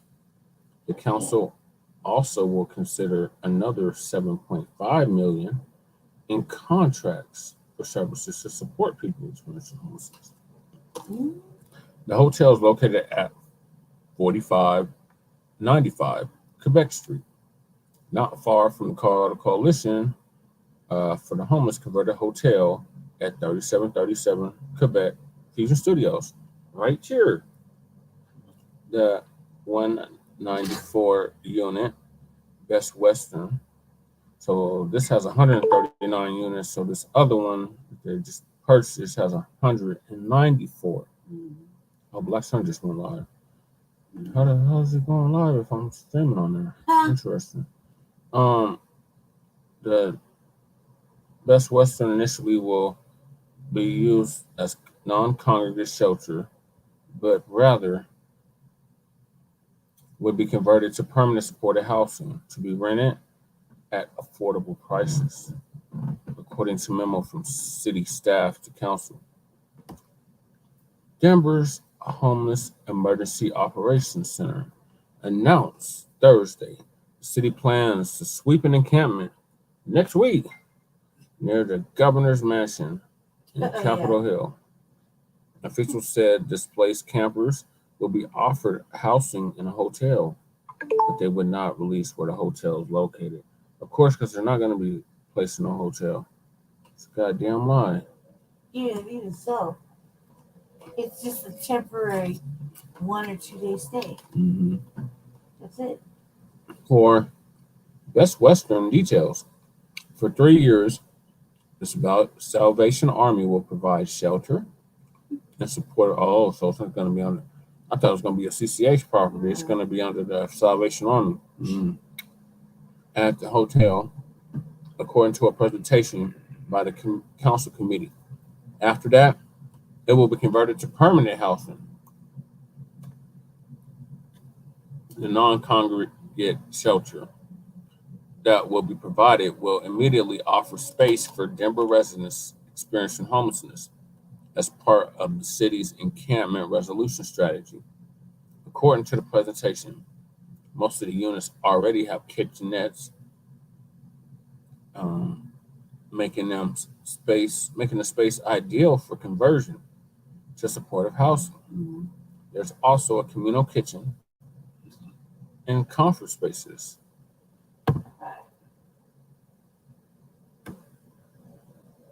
Buying hotels, part of city strategy. No, that's part of parish strategy. Buying hotels is part of the city's Department of Housing Stability's approach to ending homelessness. Hosts a 5-year strategic plan approved by City Council identifies strategic acquisition of hotels and other commercial properties for conversion/redevelopment into affordable housing and supportive housing as a critical tool to provide housing stability, resolve issues of homelessness, and create and preserve affordable housing, according to the presentation. The city will use the American Rescue Plan Act money for a bridge loan. The property will be purchased for $25.95 million, using approximately $10 million from the 2018 Denver Housing Authority delivers for Denver B3 bond. According to the presentation, the ARPA funds will make up the difference. Even if the council approves the loan Monday, which they did, the loan will still have to have a vote on the deal a second time for it to become official. So they got to vote on it again. Also, Monday, the council will consider a $6.4 million. This is this past Monday, so this has already happened. A $6.4 million contract to be provided to Carl, the Coalition for the Homeless, through December 31st, 2026, to provide outreach to engagements and connect people to housing. Monday is the first reading of the ordinance. If approved, the council must sign off on it a second time too.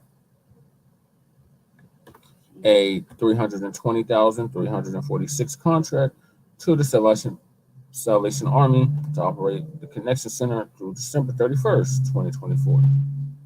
A $255,442 contract with Denver Rescue Mission through December 31st, 2024 to provide shelter to homeless families.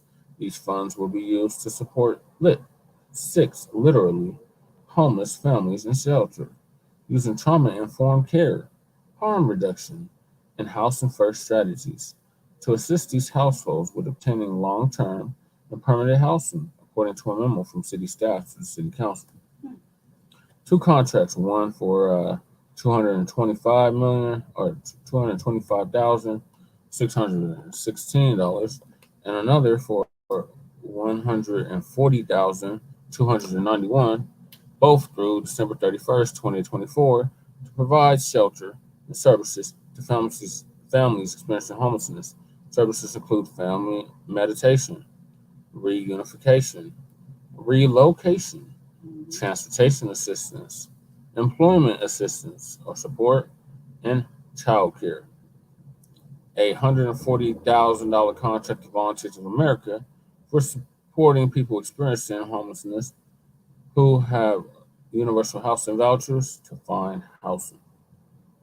A $360,140 contract through December 31st, 2024 to Urban Peak to provide rapid rehousing and support to youth ages 18 to 24, earning at or below 30% of the city's average median income, or $26,070.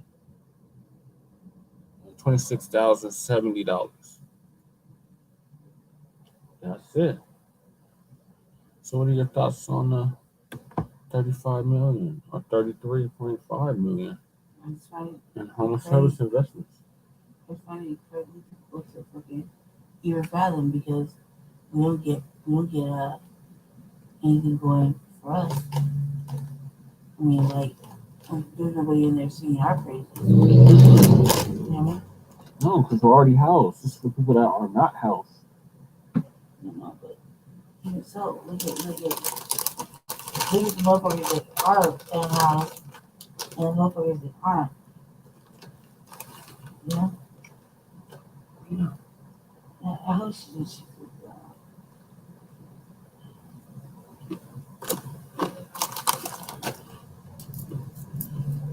Anything else? yeah, that's it. All right. Okay, What do you Dimmer. think? I think they're stealing my ideas from 2019. Oh, still. Okay. Yeah. I mean, I I literally think said the same thing in 2019. I really don't think anybody should ever have the reason to even question what the fuck we're talking about. Because, I mean, this was like clear, you know what I mean? Like, they did it. All this shit happened right in front of our eyes. Mm-hmm. You know, and it's being played out literally right in front of our eyes. Mm-hmm.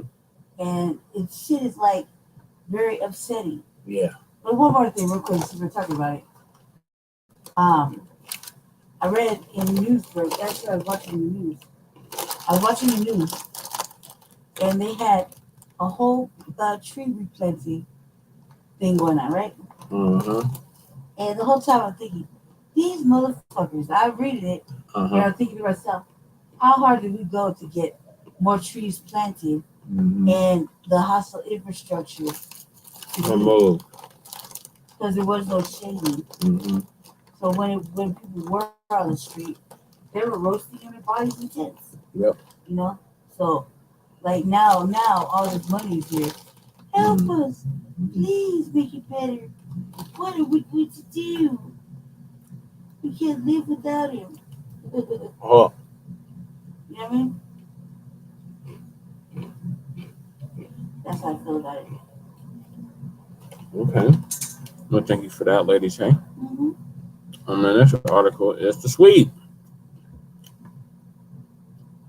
Wait, I'll hold off on the sweep. I'll do the homeless remodel and other shelters first.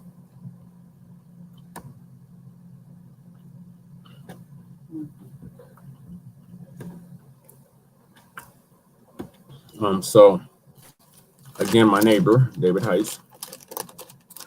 Thank you for this article. It says Denver homeless shelters will get remodels in 2024.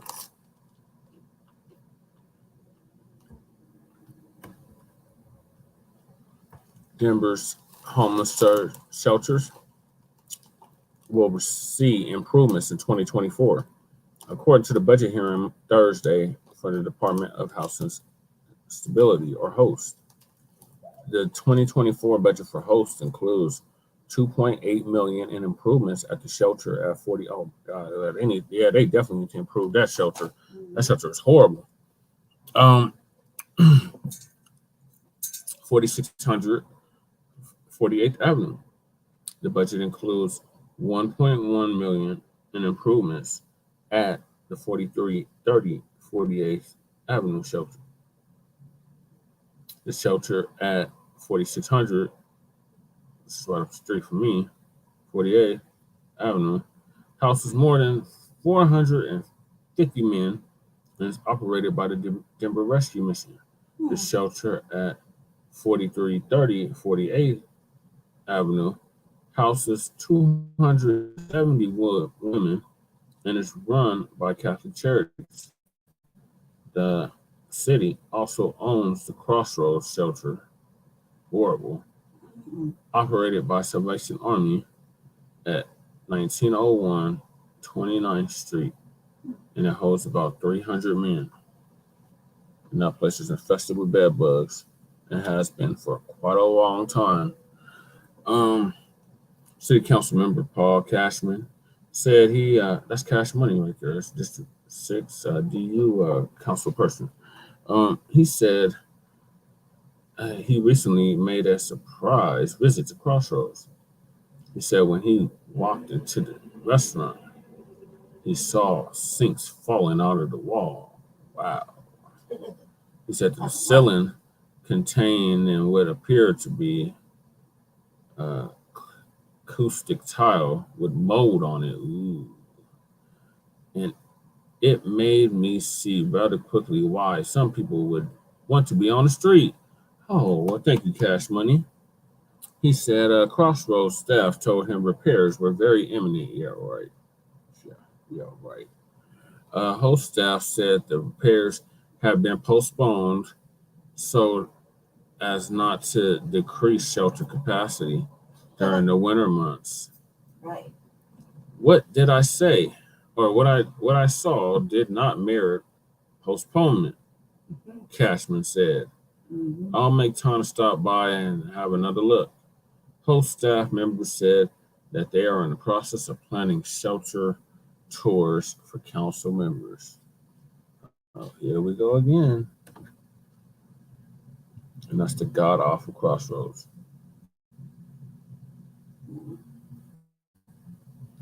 In May, a city council committee agreed to transfer $2.9 million to pay for shelter improvements at Crossroads and the women's shelter.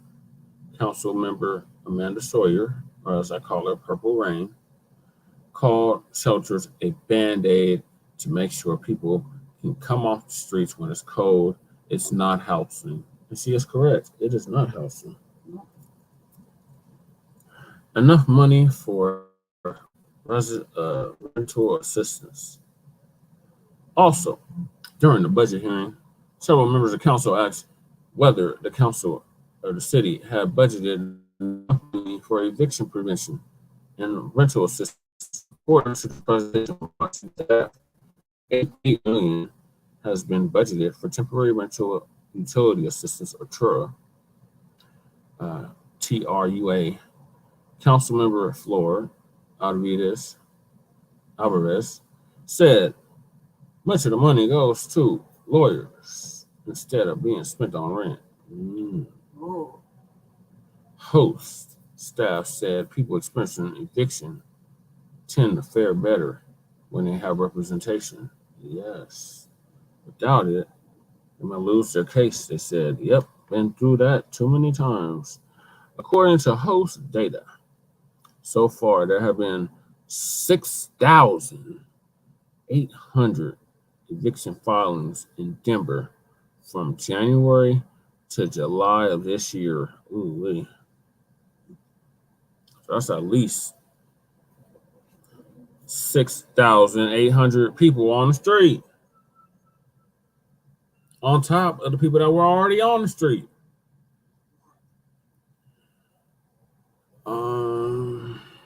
Prior to January of this year, Host staff said that the budget can be altered mid-year if it turns out more money is needed for eviction prevention and rental assistance. Council member Chantel Lewis, my councilwoman, and the one that got the black vote, said she would like the city to create a public-facing homeless dashboard that shows how people are being helped. It not only would demonstrate transparency, but also would help answer where are service gaps and are we perpetuating problems we are trying to solve. Lewis said, getting homeless people off the street and into shelter is a top priority for Mayor Mike Johnston.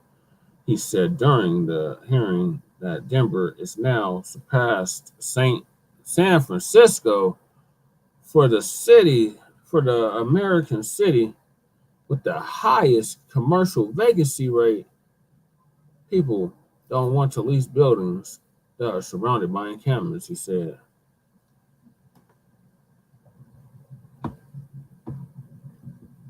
Wow. Okay, what are your thoughts, Lady Shane?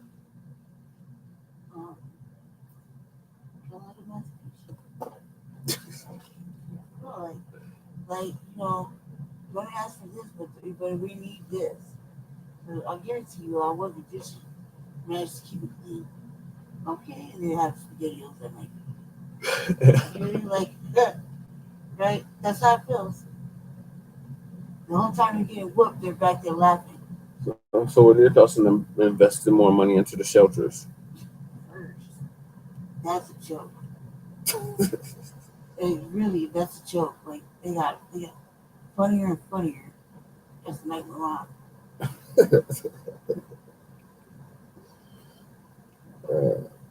Do you agree with Sawyer that a shelter is not housing? No. You don't agree with Sawyer that a shelter is not housing? No. So you think a shelter is housing? That's what I said. And I want to get back to the time. You really don't have no theory.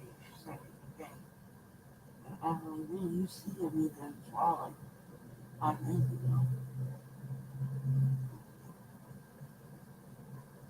ago. Lady Che is like dozing off, y'all. I've been dozing off. So I'm gonna move us along. What's the last question? I said, what are your thoughts on them investing more money into homeless shelters? Yeah, no.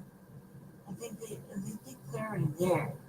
The fact of the matter is, you gotta invest money in whatever you're selling now, whatever you're doing.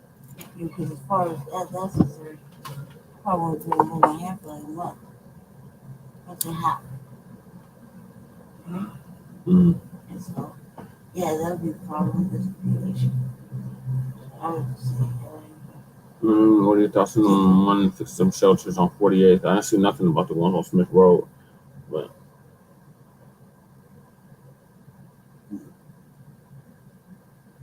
that 48th shelter is horrible. The men's shelter and the women's shelter are both horrible. So I guess it's a step in the I would say it's a step in the right direction, even though shelters is not housing. But they do need to fix up these current shelters that we do have, because they're in horrendous condition. People are getting sick in there, dying. Winter's coming up. People is gonna be up in there.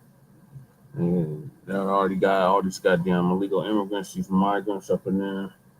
It's gonna be really crazy come winter time. So we'll keep y'all updated on how these remodels go.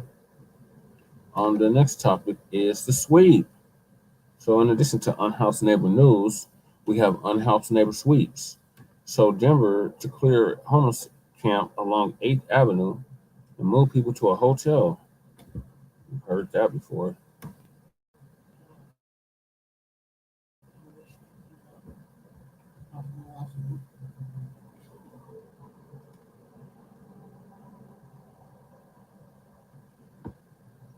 Let's let me give a breakdown on the video.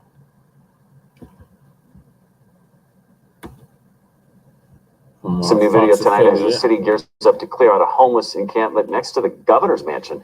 The city says people will have 1 week from yesterday to clear the area, and the city's working to provide services over the next week to help people living there get resources.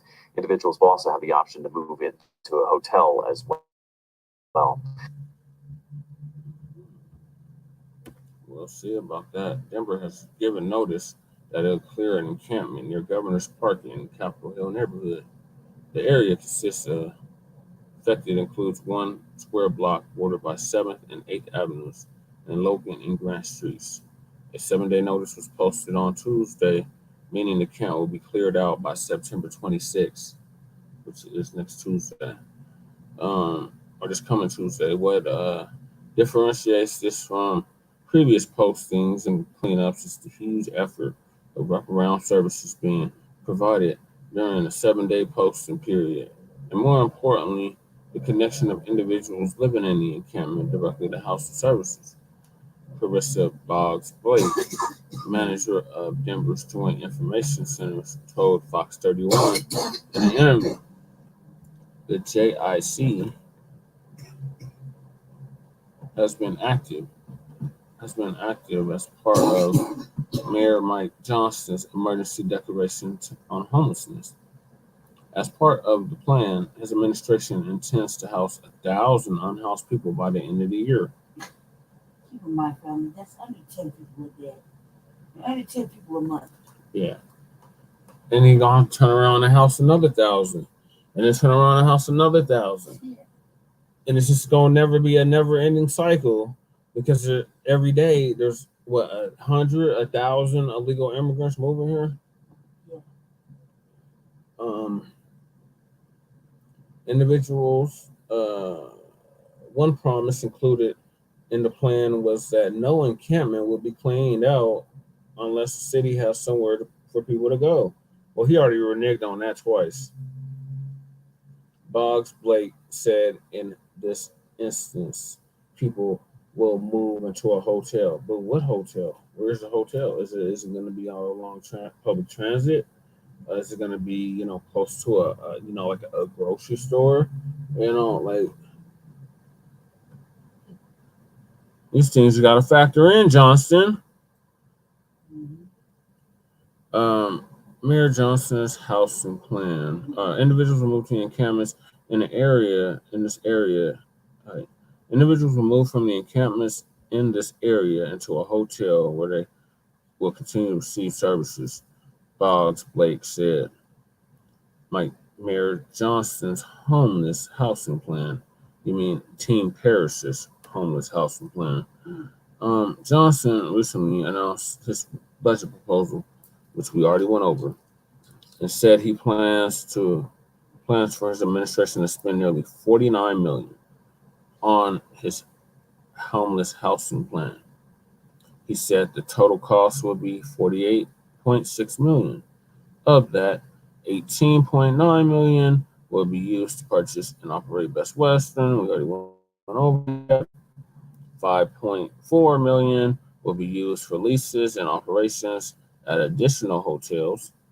$19.6 million will go directly to toward establishing micro communities.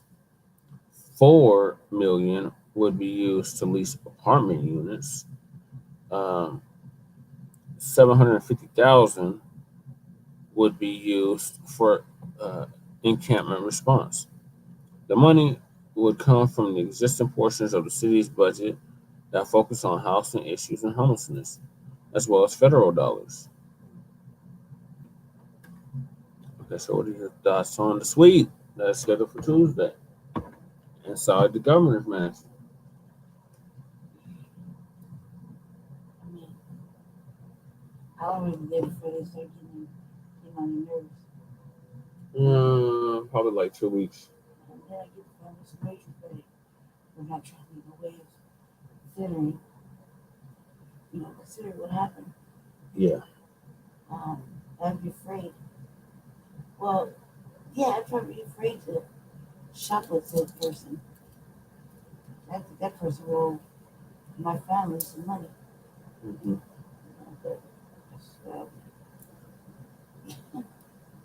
Okay, so it looks like they're not violating the Ray Lyle versus Denver lawsuit for once.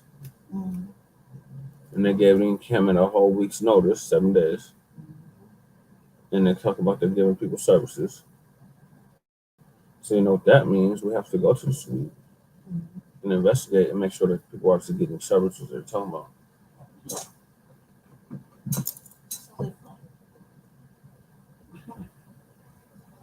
Yeah, she does too. Man, look at her face when you find out. Okay, one more article, y'all. We got a Denver homeless encampment deteriorating conditions prompts plan sweep. I think it's soon. Yep. Yeah, this is from the Gazette. Okay.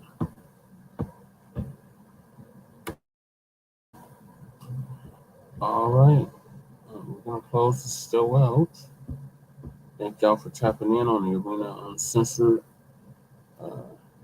MD 2020's channel and Blacks in Politics, Brother Ron's channel. And thank y'all for tuning in on our end on Front Line Blacc News, YouTube, Facebook, and my personal page. So closing thoughts, Lady J. Black. What can they expect the RDA?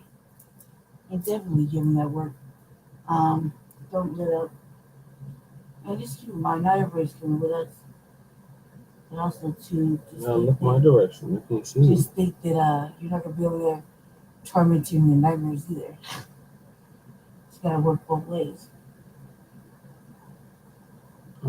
Thoughts on these plans? As far as the male shelters, I mean, they're not like when I was in one last time, when I left my kid, I mean, I saw them like measuring out the outcome of what a soda was going to do to their hips. You know, so I feel like they're calling, like, what are you doing? Just to, pull my car. What are your thoughts overall on everything I just read? It's crazy. I think that it's really crazy that, him being the mayor now, he's just like kind of picking and choosing certain topics to really have like some sort of some sort of uprising, So it's good for the team. They might be getting worse. Dwayne Wade and Gabrielle Union.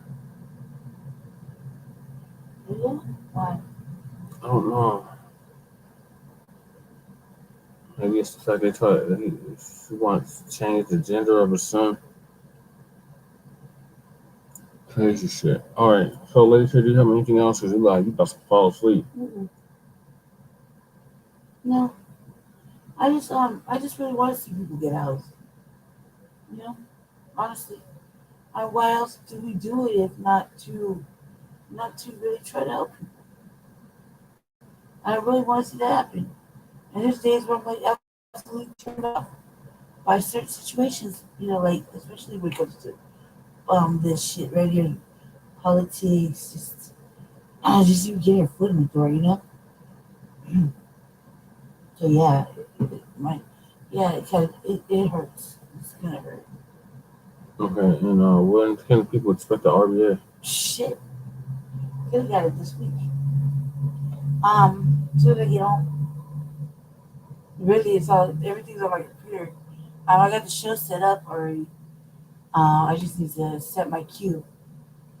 My queue is set at the house. Probably tomorrow, most likely. Yeah, most likely tomorrow. It'll be tomorrow if you got the Front Line Blacc News tomorrow. No, most likely during the day then. Why would you ask? Pick a day. I don't know what to say. I guess this weekend, Black family, so make sure y'all stay tuned for that. I mean, I can't do an RBA while I'm here, so. But I have had chances to do it for me. I really have. Just I've been going through a lot at my house, which it's now over with, but it is very heavy. The stuff that I was going through, so it could have got done already. The queue sitting, actually, I can do enough for like 2 shows. You know what I mean? So I've been kind of doing research on it, and research on certain topics that are current right now. However, I can't be comfortably doing podcasting sometimes with bad juju, fucking bad energy, animosity. You know? Yeah. I can't do that kind of work. That kind of work is not going to be beneficial for the people that actually need the help. Okay, was that your closing? Yeah. All right, yeah, so make sure y'all stay tuned for the RBA sometime this weekend. Frontline Blacc News, Season 3, Episode 25, Part 1, tomorrow at 10 p.m. Mountain Standard Time. And make sure y'all check us out every Tuesday and Friday for Shabaka's Black Experience Enhanced. Every Tuesday at 7 p.m. Mountain Standard Time. And every Friday at 9 a.m. Mountain Standard Time on Blog Talk Radio. So what do you always say? Stay black, stay dangerous, stay empowered. And we'll see y'all on the next episode. Peace.